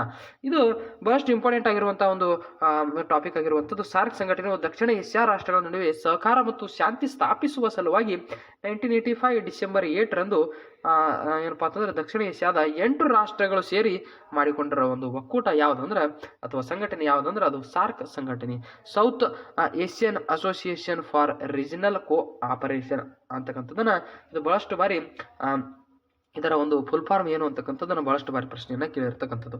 ಸಾರ್ಕ್ ಸ್ಥಾಪನೆಯಲ್ಲಿ ಪ್ರಮುಖ ಪಾತ್ರ ವಹಿಸಿದವರು ಬಾಂಗ್ಲಾದೇಶದ ಮಾಜಿ ಪ್ರಧಾನಿಯಾಗಿರುವಂಥ ಜಿಯಾವುರ್ ರೆಹಮಾನ್ ರವರು. ಇದು ಬಹಳಷ್ಟು ಬಾರಿ ಪ್ರಶ್ನೆ ಕೂಡ ಬಂದಿರತಕ್ಕಂಥದ್ದು. ಇವರು ಸಾರ್ಕ್ ಪರಿಕಲ್ಪನೆಯನ್ನು ಮೊದಲ ಬಾರಿಗೆ ನೀಡಿರ್ತಕ್ಕಂಥವ್ರು. ಇದರ ಸದಸ್ಯ ರಾಷ್ಟ್ರಗಳೆಂದರೆ ಅಫ್ಘಾನಿಸ್ತಾನ, ನೇಪಾಳ, ಭೂತಾನ್, ಭಾರತ, ಮಾಲ್ಡೀವ್ಸ್, ಶ್ರೀಲಂಕಾ, ಬಾಂಗ್ಲಾ ಮತ್ತು ಪಾಕಿಸ್ತಾನ ಅಂತಕ್ಕಂಥ ಒಟ್ಟು 8 ರಾಷ್ಟ್ರಗಳನ್ನು ಒಳಗೊಂಡಿರ್ತಕ್ಕಂಥ ಒಂದು ಎಷ್ಟಂದ್ರೆ ಸಾರ್ಕ್ ಅಂತಕ್ಕಂಥದ್ದು. ಓಕೆ, ಈ ರಾಷ್ಟ್ರಗಳು ಒಟ್ಟು ಏನಪ್ಪಾ ಅಂತಂದ್ರೆ ನಡುವೆ ಹಲವು ಕ್ಷೇತ್ರಗಳಿಗೆ ಸಂಬಂಧಿಸಿದಂತೆ ಸಹಕಾರಕ್ಕೋಸ್ಕರ ಸ್ಥಾಪನೆ ಆದಂತಹ ಸಂಘಟನೆ ಆಗಿರುವಂಥದ್ದು. ಸಾರ್ಕ್ನ ಕೇಂದ್ರ ಕಚೇರಿ ನೇಪಾಳದ ಕಠ್ಮಂಡುವಿನಲ್ಲಿ ಇರುವಂಥದ್ದು. ಸಾರ್ಕ್ನ ಒಂದು ಕೇಂದ್ರ ಕಚೇರಿ ಇರುವಂಥ. ಪ್ರತಿ ವರ್ಷವೂ ಸಮ್ಮೇಳನ ನಡೆಸುತ್ತಿದ್ದು ಮೊದಲನೇ ಸಮ್ಮೇಳನ 1985 ಅಂದ್ರೆ ಪ್ರತಿ ವರ್ಷವೂ ಕೂಡ ನಡೆಸ್ತಾರ. ಮೊದಲ ಒಂದು ಸಮ್ಮೇಳನ 1985ರಲ್ಲಿ ಬಾಂಗ್ಲಾದ ಢಾಕಾದಲ್ಲಿ ಜರುಗುತ್ತೆ. ಪ್ರಸ್ತುತ 19ನೇ ಸಮ್ಮೇಳನವು 2016ರಲ್ಲಿ ನವೆಂಬರ್ 15 ಮತ್ತು 16ಕ್ಕೆ ಪಾಕಿಸ್ತಾನದ ಇಸ್ಲಾಮಾಬಾದ್ನಲ್ಲಿ ತೀರ್ಮಾನಿಸಲಾಗಿತ್ತು. ಆದರೆ ಭಾರತವು 2016ರಲ್ಲಿ ಪಾಕಿಸ್ತಾನವು ಭಾರತದ ಉರಿ ಪ್ರದೇಶದ ದಾಳಿಯಿಂದ ಭಾರತ ಈ ಸಮ್ಮೇಳನದಲ್ಲಿ ಪಾಲ್ಗೊಳ್ಳಲು ನಿರಾಕರಿಸಿದ್ದರಿಂದ ಇದೇನಾಗ್ತಂದ್ರೆ ರದ್ದಾಗ್ತದ. ಓಕೆನಾ? ಈ ರೀತಿಯಾಗಿ ನಾವು ಏನು ಮಾಡ್ತಾ ಹೋಗ್ತೀವಿ ಅಂದ್ರೆ ಇದನ್ನು ಡಿಕೋಡ್ ಮಾಡ್ತಾ ಹೋಗ್ತೀವಿ. ಜೊತೆಗೆ ಭಾರತವು ಸಾರ್ಕ್ ಒಕ್ಕೂಟದಲ್ಲಿ ನೈಸರ್ಗಿಕ ವಿಕೋಪಕ್ಕೆ ಸಂಬಂಧಿಸಿದಂತೆ ಜವಾಬ್ದಾರಿ ಹೊಂದಿದ್ದು ಸದಸ್ಯ ರಾಷ್ಟ್ರಗಳಲ್ಲಿ ಯಾವುದೇ ನೈಸರ್ಗಿಕ ವಿಕೋಪ ಸಂಭವಿಸಿದರೂ ಸಹಾಯ ಹಸ್ತವನ್ನು ನೀಡಬೇಕಿರುವಂತಹ ಒಂದು ವ್ಯವಸ್ಥೆಯನ್ನು ಭಾರತ ನೀಡುವಂಥದ್ದು. ಅದು ಭಾರತ ಸರ್ಕಾರಕ್ಕೆ ಇರುವಂತಹ ಒಂದು ಜವಾಬ್ದಾರಿ ಅಂತಾನೆ ಹೇಳ್ಬೋದು. ಓಕೆನಾ? ಸಾರ್ಕ್ ಸದಸ್ಯ ರಾಷ್ಟ್ರಗಳಿಗೆ ಸಂಬಂಧಿಸಿದ ವಲಯವಾರು ಜವಾಬ್ದಾರಿ, ಯಾವ ರಾಷ್ಟ್ರಗಳಿಗೆ ಯಾವ್ಯಾವ ಒಂದು ಜವಾಬ್ದಾರಿಯನ್ನು ಕೊಟ್ಟಿದ್ದಾರೆ ಅಥವಾ ಯಾವ್ಯಾವ ಒಂದು ಪ್ರದೇಶ ಕೇಂದ್ರ ಕಚೇರಿಗಳು ಹೊಂದಿದಾವ ವಲಯಗಳು ಅಂತಕ್ಕಂಥ ನೋಡೋದಾದ್ರೆ, ಕೃಷಿ ಕ್ಷೇತ್ರ ಮತ್ತು ಹವಾಮಾನ ಬದಲಾವಣೆ ಯಾವ ದೇಶ ಅಂದ್ರೆ ಬಾಂಗ್ಲಾದೇಶದಲ್ಲಿ ಪ್ರಾದೇಶಿಕ ಕಚೇರಿ ಎಲ್ಲದಂದ್ರೆ ಬಾಂಗ್ಲಾದೇಶದ ಢಾಕಾದಲ್ಲಿ ಇರುವಂಥದ್ದು. ಇನ್ನು ಅರಣ್ಯ ವಲಯಕ್ಕೆ ಸಂಬಂಧಪಟ್ಟಿರುವಾಗ ವಿಷಯಗಳಾಗಿರ್ಬೋದು ಇವೆಲ್ಲವೂ ಕೂಡ ಜವಾಬ್ದಾರಿ ಹೊಂದಿರತಕ್ಕಂಥದ್ದು ಭೂತಾನ ದೇಶ. ಅದು ಅದರ ಒಂದು ಕೇಂದ್ರ ಕಚೇರಿ ಎಲ್ಲದ ಥಿಂಪುನಾಗದ. ಓಕೆನಾ? ಹಾಗಾದ್ರೆ ನೈಸರ್ಗಿಕ ವಿಕೋಪಕ್ಕೆ ಸಂಬಂಧಪಟ್ಟ ಹಾಗೆ ಸಂಪೂರ್ಣ ಜವಾಬ್ದಾರಿ ಮತ್ತು ನಿರ್ವಹಣೆಯ ವಿಚಾರಗಳು ಯಾವ ದೇಶ ಹೊಂದಿದೆ ಅಂದ್ರೆ ಭಾರತ. ಅದರ ಒಂದು ಕೇಂದ್ರ ಕಚೇರಿ ಗುಜರಾತ್ನ ಗಾಂಧಿನಗರದಾಗ ಅದ. ಆದರೆ ಸಂಸ್ಕೃತಿ ಸಂಬಂಧಪಟ್ಟ ಹಾಗೆ ಶ್ರೀಲಂಕಾ ಅಂತಕ್ಕಂಥದ್ದು ಇದು ಕೊಲಂಬಾ ಒಂದು ಪ್ರಾದೇಶಿಕ ಕೇಂದ್ರ ಕಚೇರಿಯನ್ನು ಹೊಂದಿರತಕ್ಕಂಥದ್ದು ಶ್ರೀಲಂಕಾ ದೇಶದಲ್ಲಿ. ಮಾನವ ಸಂಪನ್ಮೂಲ ಅಭಿವೃದ್ಧಿ ಅಂತಕ್ಕಂಥದ್ದು ಪಾಕಿಸ್ತಾನ ಒಂದು ದೇಶ ತನ್ನ ಒಂದು ನಿರ್ವಹಿಸಿರುವಂತಹ ಒಂದು ವಲಯ ಆಗಿರುವಂಥದ್ದು ಇದು ಇಸ್ಲಾಮಾಬಾದ್ನಲ್ಲಿದೆ. ಬಟ್ ಇದು ಸದ್ಯಕ್ಕೆ ಏನಪ್ಪಾ ಅಂತಂದ್ರೆ ರದ್ದುಗೊಂಡದ. ಏನಕ್ಕೆ ರದ್ದುಗೊಂಡದ ಅಂದ್ರೆ ಅಲ್ಲಿ ವಿಕೋಪ ಸಂಭವಿಸಿ ಇರತಕ್ಕಂಥ ನೈಸರ್ಗಿಕ ವಿಕೋಪ ಜೊತೆಗೆ ಅಲ್ಲಿ ವ್ಯವಸ್ಥಿತವಾಗಿರುವಂತಹ ಒಂದು ಕಂಪ್ಲೀಟ್ ಆಗಿರತಕ್ಕಂಥ ಒಂದು ಫಾರಂ ಇರದೇ ಇರುವ ಕಾರಣದಿಂದ. ಓಕೆನಾ? ಹಾಗಾದ್ರೆ ಸಾರ್ಕ್ನ ಹೊಸ ಕಾರ್ಯಕ್ರಮಗಳೇನು? ಸಾರ್ಕ್ ಪ್ರತಿ ವರ್ಷವೂ ಕೂಡ ಹೊಸ ಕಾರ್ಯಕ್ರಮಗಳನ್ನ ಪ್ರತಿ ವರ್ಷ ಅದೇನು ತಾನು ಸಭೆ ಮಾಡ್ತಲ್ಲ ಆ ಸಂದರ್ಭದಾಗ ಕೈಗೊಳ್ಳುತ್ತೆ. ಹಾಗಾದ್ರೆ ಹೊಸ ಕಾರ್ಯಕ್ರಮಗಳು ಏನೇನಿದಾವ ಅಂದ್ರೆ ಸಾರ್ಕ್ ಟಿವಿ ಪರಿಚಯಿಸಿದ್ದು ಎಲ್ಲಾ ರಾಷ್ಟ್ರಗಳ ಪ್ರಾಕೃತಿಕ ಅಂಶಗಳ ಪ್ರಸಾರ ವಿನಿಮಯವನ್ನ ನಡೆಸಿಕೊಂಡು ಹೋಗುವಂತ ಕೆಲಸ ಸಾರ್ಕ್ ಮಾಡ್ತದ. ಸಾರ್ಕ್ ಒಂದು ವಿಶ್ವವಿದ್ಯಾಲಯ ಇರುವಂತದ್ದು. ಜೊತೆಗೆ ಸಾರ್ಕ್ ವಿಶ್ವವಿದ್ಯಾಲಯವನ್ನ ಬಾಂಗ್ಲಾದೇಶದ ಢಾಕಾದಲ್ಲಿ ಸ್ಥಾಪಿಸಲಾಗಿರುವಂಥದ್ದು. ಸಾರ್ಕ್ ಯುವ ಜನೋತ್ಸವ ಅಂತಕ್ಕಂಥ ಒಂದು ಕಾರ್ಯಕ್ರಮವನ್ನು ಕೂಡ ಹಮ್ಮಿಕೊಳ್ಳುವಂತಹ ಒಂದು ಕಾರ್ಯಕ್ರಮ ಮಾಡಿರುವಂಥದ್ದು 2017 ಸೆಪ್ಟೆಂಬರ್ 17 ಮತ್ತು 20ರಂದು ಒಡಿಸ್ಸಾದ ಭುವನೇಶ್ವರದಲ್ಲಿ ನಡೆಯಿತು. ಏನು? ಸಾರ್ಕ್ನ ಯುವ ಜನೋತ್ಸವ ಅಂತಕ್ಕಂಥದ್ದು ಇಲ್ಲಿ ನಡೆದಿರುವಂಥದ್ದು. ಜೊತೆಗೆ ಸಾರ್ಕ್ ಫುಡ್ ಬ್ಯಾಂಕ್ ಅಂತಕ್ಕಂಥದ್ರೆ ಆಹಾರ ಉತ್ಪನ್ನದ ಬ್ಯಾಂಕ್ಗಳಾಗಿರ್ಬೋದು, ಸಹಾಯಹಸ್ತ ನೀಡುವಂತಹ ಬ್ಯಾಂಕ್ಗಳಾಗಿರ್ಬೋದು, ಸಾಲ ನೀಡುವಂತಹ ಬ್ಯಾಂಕ್ಗಳಾಗಿರ್ಬೋದು, ಉದ್ಯಮ ಉದ್ಯಮವನ್ನು ಹೂಡಿಕೆ ಮಾಡುವಂತಹ ಒಂದು ಬ್ಯಾಂಕ್ಗಳಾಗಿರ್ಬೋದು ಎಲ್ಲವೂ ಕೂಡ ಒಂದು ಸಹಕಾರವಾಗಿ ನಡೆಯುವಂಥ ಒಂದು ಬ್ಯಾಂಕ್ ವ್ಯವಸ್ಥೆಯನ್ನು ಆ ಒಂದು ಸಾರ್ಕ್ ಸ್ಥಾಪನೆ ಮಾಡಿರುವಂಥದ್ದು. ಓಕೆನಾ. ಈ ರೀತಿಯಾಗಿ ನಾವು ಸಾರ್ಕ್ ಬಗ್ಗೆ ನಾವು ಇವಾಗ ನೋಡಿದಂಥ ಸಂದರ್ಭದಲ್ಲಿ ಇವಾಗ ನಾವು ಯಾವ ಒಂದು ವಿಷಯದ ಬಗ್ಗೆ ನೋಡ್ಬೇಕಂದ್ರೆ ಆಸಿಯನ್ ಅಥವಾ ಏಷಿಯನ್ ಅಂತ ಕೂಡ ಕರೀತಾರೆ. ಆಗ್ನೇಯ ಏಷ್ಯಾ ರಾಷ್ಟ್ರಗಳ ಒಕ್ಕೂಟ, association of south East Asian Nations ಅಂತ ಕರೀತಾರೆ. ಓಕೆನಾ.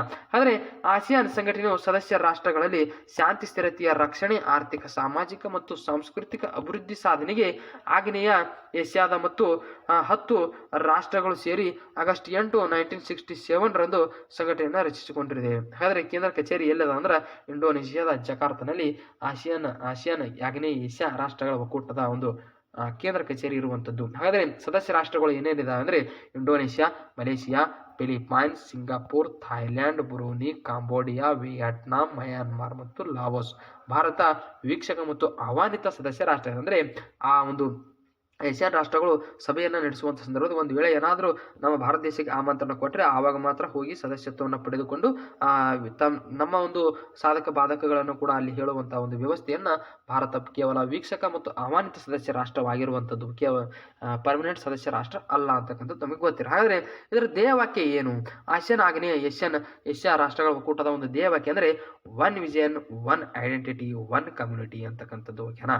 ಈ ಒಂದು ಧ್ಯೇಯವಾಕ್ಯ ಇರುವಂಥದ್ದು. ಈ ಒಂದು ಧ್ಯೇಯವಾಕ್ಯದ ಅಡಿಯಲ್ಲಿ ಅದಕ್ಕೆ ಸಂಬಂಧಪಟ್ಟರಾಗಿ ವಿಚಾರಗಳನ್ನು ಆ ಒಂದು ಸಂದರ್ಭದಲ್ಲಿ ನಡೆಸಿಕೊಂಡು ಹೋಗುವಂಥದ್ದು. 1976ರಿಂದ ಸಮ್ಮೇಳನಗಳು ಜರುಗುತ್ತಿದ್ದು ಮೊದಲನೇ ಸಮ್ಮೇಳನ ಇಂಡೋನೇಷ್ಯಾದ ಬಾಲಿಯಲ್ಲಿ ಜರುಗಿತು. 28 ಮತ್ತು 29ನೇ ಸಮ್ಮೇಳನಗಳು 2016 ಲಾವೋಸ್ನ ಒಂದು ವಿಯೆಟ್ನಾಂನಲ್ಲಿ ಜರುಗಿದವು. 2017ನೇ ಆಗಸ್ಟ್ನ ಏಷ್ಯನ್ 30 ಮತ್ತು 31ನೇ ಸಮ್ಮೇಳನವು ಫಿಲಿಪೈನ್ಸ್ನ ಮನಿಲಾದಲ್ಲಿ ಜರುಗಿದವು. 32 ಮತ್ತು 33ನೇ ಸಮ್ಮೇಳನಗಳು 2018ರ ಸಿಂಗಾಪುರದಲ್ಲಿ, 34 ಮತ್ತು 35ನೇ ಸಮ್ಮೇಳನಗಳು ಥೈಲ್ಯಾಂಡ್ನ ಬ್ಯಾಂಕಾಕ್ 2019ರಲ್ಲಿ ಜರುಗಿತು.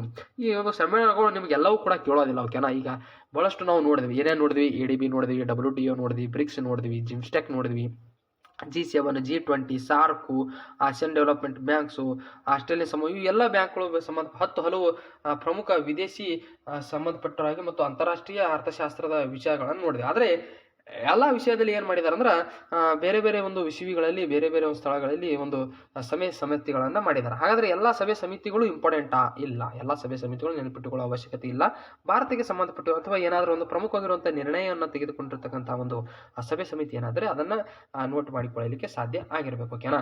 ಹಾಗಾದರೆ ಮುಂದಿನ ಒಂದು ಯಾವುದೋ ನಮ್ಮ ಸಮೂಹ ಒಂದು ಗ್ರೂಪ್ ಯಾವುದು ಬರ್ತದೆ ಅಂದ್ರೆ ಆಸ್ಟ್ರೇಲಿಯನ್ ಸಮೂಹ, ಆಸ್ಟ್ರೇಲಿಯನ್ ಗ್ರೂಪ್ ಅಂತಕ್ಕಂಥದ್ದು ಅಂತಾರಾಷ್ಟ್ರೀಯವಾಗಿ ಜಾಗತಿಕ ಮಟ್ಟದ ಶಸ್ತ್ರಾಸ್ತ್ರ ನಿಯಂತ್ರಣಕ್ಕಾಗಿ 4 ಗುಂಪುಗಳನ್ನು ರೂಪುಗೊಂಡಿದ್ದು ಆ ಗುಂಪಿನಲ್ಲಿ ಆಸ್ಟ್ರೇಲಿಯನ್ ಸಮೂಹವು ಕೂಡ ಒಂದಾಗಿರುವಂಥದ್ದು. ಈ ಒಂದು ಗುಂಪಿಗೆ ಏನಂತ ಕರೀತಾರೆ ಅಂದ್ರೆ ಆಸ್ಟ್ರೇಲಿಯನ್ ಗ್ರೂಪ್ ಅಂತ ಕೂಡ ಇದಕ್ಕೆ ಹೆಸರು ಬರಲಿಕ್ಕೆ ಸಾಮಾನ್ಯವಾಗಿ ಕಾರಣ ಆಗಿರುವಂಥದ್ದು. ಓಕೆನಾ. ಈ ಆಸ್ಟ್ರೇಲಿಯಾ ಒಕ್ಕೂಟವನ್ನು ಸ್ಥಾಪಿಸಲು ಅಭಿಪ್ರಾಯ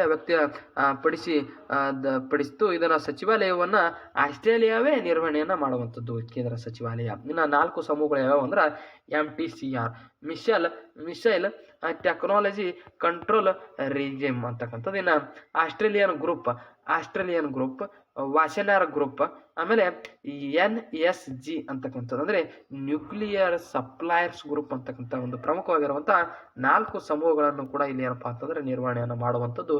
ಯಾರು ನಿರ್ವಹಣೆ ಮಾಡ್ತಾರೆ? ಆಸ್ಟ್ರೇಲಿಯನ್ ಸಮೂಹ ಅಂತಕ್ಕಂಥದ್ದು. ಓಕೆನಾ.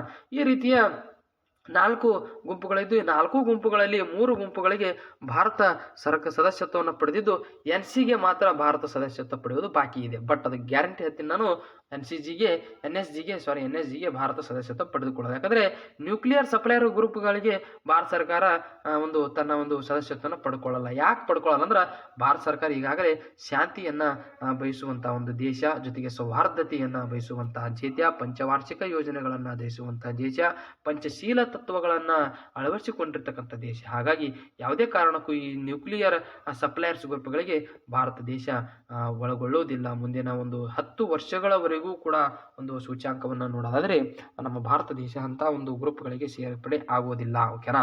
ಹಾಗಾದರೆ ಆಸ್ಟ್ರೇಲಿಯಾ ಸಮೂಹಕ್ಕೆ ಭಾರತವು 2018 ಜನವರಿ 1943ನೇ ಸದಸ್ಯ ರಾಷ್ಟ್ರವಾಗಿ ಸೇರ್ಪಡೆ ಆಗ್ತದೆ. ಓಕೆನಾ. ಪ್ರತಿ ವರ್ಷ ಆಸ್ಟ್ರೇಲಿಯಾ ಗುಂಪಿನ ವಾರ್ಷಿಕ ಸಭೆಯು ಪ್ಯಾರಿಸ್ನಲ್ಲಿ ನಡೆಯುತ್ತದೆ. 2017 ಜೂನ್ರಲ್ಲಿ ವಾರ್ಷಿಕ ಸಭೆಯಲ್ಲಿ ಭಾರತದ ಸದಸ್ಯತ್ವ ಅರ್ಜಿಯ ಬಗ್ಗೆ ಸದಸ್ಯ ರಾಷ್ಟ್ರಗಳೆಲ್ಲವೂ ಕೂಡ ಚರ್ಚಿಸಿ 2018 ಜನವರಿ 19ರಂದು ಒಪ್ಪಿಗೆಯನ್ನು ನೀಡುತ್ತದೆ. ಈ ರೀತಿಯಾಗಿ ಭಾರತ ದೇಶವು ಕೂಡ ಆ ಒಂದು ಸದಸ್ಯ ರಾಷ್ಟ್ರವನ್ನು ಆಸ್ಟ್ರೇಲಿಯಾ ಸಮೂಹಕ್ಕೆ ಸೇರ್ಕೊಂಡು ಬಿಡ್ತದೆ. ಓಕೆನಾ. ಈ ರೀತಿಯಾಗಿ 1985ರಲ್ಲಿ ಆಸ್ಟ್ರೇಲಿಯಾ ಸಮೂಹ ಗುಂಪು ಆರಂಭವಾಗ್ತದ. ಆರಂಭದಲ್ಲಿ 15 ರಾಷ್ಟ್ರಗಳು ಸಂಸ್ಥಾಪಕ ಸದಸ್ಯ ರಾಷ್ಟ್ರಗಳಿದ್ದವು. ಪ್ರಸ್ತುತ ಭಾರತದ ಸೇರ್ಪಡೆಯೂ ಸೇರಿದಂತೆ ಒಟ್ಟು ಸದಸ್ಯ ರಾಷ್ಟ್ರಗಳ ಸಂಖ್ಯೆ 43ಕ್ಕೆ ಏರಿಕೆಯಾಗ್ಯದ. ಆಮೇಲೆ ಆಸ್ಟ್ರೇಲಿಯಾ ಗ್ರೂಪ್ನ ಮೊದಲ ಸಭೆ 1989 ಸೆಪ್ಟೆಂಬರ್ನಲ್ಲಿ ಬೆಲ್ಜಿಯಂನ ಬ್ರಸೆಲ್ಸ್ನಲ್ಲಿ ನಡೆಯಿತು. ಇದರ ಪ್ರಮುಖ ಉದ್ದೇಶಗಳು ಏನದಾವ? ಹಾಗಾದ್ರೆ ಇದರ ಒಂದು ಉದ್ದೇಶ ಅಂತಕ್ಕಂಥದ್ದು ಇರ್ತದೆ. ಏನೇನಿರ್ತದ ಆಸ್ಟ್ರೇಲಿಯನ್ ಸಮೂಹದ ಉದ್ದೇಶಗಳು? ಆಸ್ಟ್ರೇಲಿಯನ್ ಸಮೂಹದ ಉದ್ದೇಶಗಳು ರಾಸಾಯನಿಕ ಶಸ್ತ್ರಾಸ್ತ್ರಗಳ ಆಮದನ್ನ ನಿಯಂತ್ರಣ ಮಾಡಬೇಕು. ಅಂದ್ರೆ ನ್ಯೂಕ್ಲಿಯರ್ ಬಾಂಬ್ಗಳನ್ನ ನಿಯಂತ್ರಣ ಮಾಡಬೇಕು. ಶಸ್ತ್ರಾಸ್ತ್ರಗಳ ಆಮದು ಮತ್ತು ರಫ್ತನ್ನ ನಿಯಂತ್ರಣ ಮಾಡಬೇಕು. ಇದರಿಂದ ಜಾಗತಿಕ ಒಂದು ಭಯದ ಒಂದು ವಾತಾವರಣ ಕಡಿಮೆ ಆಗ್ತದೆ ಅಂತಕ್ಕಂಥ ವಿಚಾರ. ಜೊತೆಗೆ ರಾಸಾಯನಿಕ ಸಂಗ್ರಹ ಮತ್ತು ರಾಸಾಯನಿಕ ತಯಾರಿಕಾ ತಂತ್ರಜ್ಞಾನದ ಮೇಲೆ ನಿಗಾವನ್ನು ಇಡುವುದು.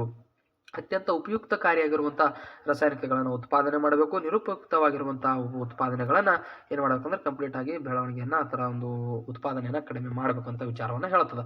ಜೊತೆಗೆ ಭಯೋತ್ಪಾದಕ ಗುಂಪುಗಳಿಂದ ರಾಸಾಯನಿಕ ಮತ್ತು ಜೈವಿಕ ಶಸ್ತ್ರಾಸ್ತ್ರಗಳನ್ನು ಅಭಿವೃದ್ಧಿಪಡಿಸುವುದು ಈ ರೀತಿಯಾಗಿ ತನ್ನ ಒಂದು ನಿಯಂತ್ರಣವನ್ನು ಮಾಡೋದ್ರ ಜೊತೆಗೆ ಈ ಸಮೂಹ ಯುರೋಪಿಯನ್ ಒಕ್ಕೂಟನ ಯೂನಿಯನ್ನ ಎಲ್ಲ 28 ಸದಸ್ಯ ರಾಷ್ಟ್ರಗಳು ಸದಸ್ಯತ್ವವನ್ನು ಪಡೆದಿರತಕ್ಕಂಥದ್ದು. ಚೀನಾಕ್ಕೆ ಆಸ್ಟ್ರೇಲಿಯಾ ಗ್ರೂಪ್ ಸದಸ್ಯತ್ವವನ್ನು ನೀಡಲಾಗಿಲ್ಲ. ಯಾಕ ಆಸ್ಟ್ರೇಲಿಯಾ ಚೀನಾದ ಒಂದು ಗ್ರೂಪ್ ಒಂದು ಸದಸ್ಯತ್ವವನ್ನು ಪಡೆದುಕೊಂಡೇ ಸಾಧ್ಯ ಆಗಿಲ್ಲ ಅಂದ್ರೆ ಚೀನಾ ಒಂದು ಅತ್ಯಂತ ಪ್ರಮುಖವಾಗಿರುವಂಥ ತನ್ನದೇ ಆಗಿರತಕ್ಕಂಥ ಒಂದು ಅತ್ಯಂತ ಸೇಡಿನ ಒಂದು ವಾತಾವರಣದಲ್ಲಿ ಇರೋದರಿಂದ ಈ ಎಲ್ಲ ಒಂದು ನಿಯಮಗಳು ಅದಕ್ಕೆ ಅನ್ವಯ ಮಾಡಿಕೊಳ್ಳಲಿಕ್ಕೆ ಸಾಧ್ಯ ಆಗೋದಿಲ್ಲ. ಹಾಗಾಗಿ ಚೀನಾ ಏನು ಮಾಡ್ತಂದ್ರೆ ತನ್ನ ಒಂದು ಸದಸ್ಯತ್ವವನ್ನು ಪಡೆದುಕೊಂಡಿಲ್ಲ. ಜೊತೆಗೆ ಆ ಆಸ್ಟ್ರೇಲಿಯಾ ಸಮೂಹ ಕೂಡ ತನ್ನ ಒಂದು ಸದಸ್ಯತ್ವಕ್ಕೆ ಅದನ್ನು ಸೇರಿಸಿಕೊಂಡಿಲ್ಲ.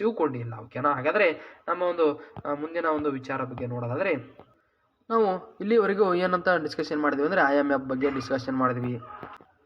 ಜೊತೆಗೆ ವಿಶ್ವ ಬ್ಯಾಂಕಿನ ಬಗ್ಗೆ ನಾವು ಡಿಸ್ಕಷನನ್ನು ಮಾಡಿದ್ವಿ. ಜೊತೆಗೆ ADB ಬಗ್ಗೆ ಡಿಸ್ಕಷನ್ ಮಾಡಿದ್ವಿ. ಆಮೇಲೆ WTO ವರ್ಲ್ಡ್ ಟ್ರೇಡ್ ಆರ್ಗನೈಸೇಷನ್ ಬಗ್ಗೆ ಡಿಸ್ಕಷನ್ ಮಾಡಿದ್ವಿ. ಜೊತೆಗೆ ಬ್ರಿಕ್ಸ್ನ ಬಗ್ಗೆಯೂ ಕೂಡ ನಾವು ಡಿಸ್ಕಷನನ್ನು ಮಾಡಿದ್ವಿ. ಬಿಮ್ಸ್ಟೆಕ್ ಬಗ್ಗೆ ಡಿಸ್ಕಷನ್ ಮಾಡಿದ್ವಿ. G7, ಆಮೇಲೆ G8, G20, SAARC, ASEAN development bank, Australian ಸಮೂಹ, ಈ ರೀತಿ ಹಲವು ಟಾಪಿಕ್ಗಳನ್ನು ಡಿಸ್ಕಷನ್ ಮಾಡಿದ್ವಿ. ಹಾಗಾದರೆ ಈ ಒಂದು ಕಂಪ್ಲೀಟ್ ಆಗಿರತಕ್ಕಂಥ ಎಕನಾಮಿಕ್ಸ್ನ ಮ್ಯಾರಥಾನ್ ಕ್ಲಾಸ್ ಆಗಿರೋದು ತಮಗೆ ತಾಳ್ಮೆ ಅಂತಕ್ಕಂಥದ್ದು ಬಹಳಷ್ಟು ಬೇಕಾಗುತ್ತೆ. ಹಾಗಾದರೆ ನಮ್ಮ ಒಂದು ಮುಂದಿನ ಟಾಪಿಕ್ ಬಗ್ಗೆ ಕೂಡ ನಾವು ಇವಾಗ ಡಿಸ್ಕಷನ್ ಮಾಡ್ತಾ ಹೋಗೋಣ. ಸರಿನಾ?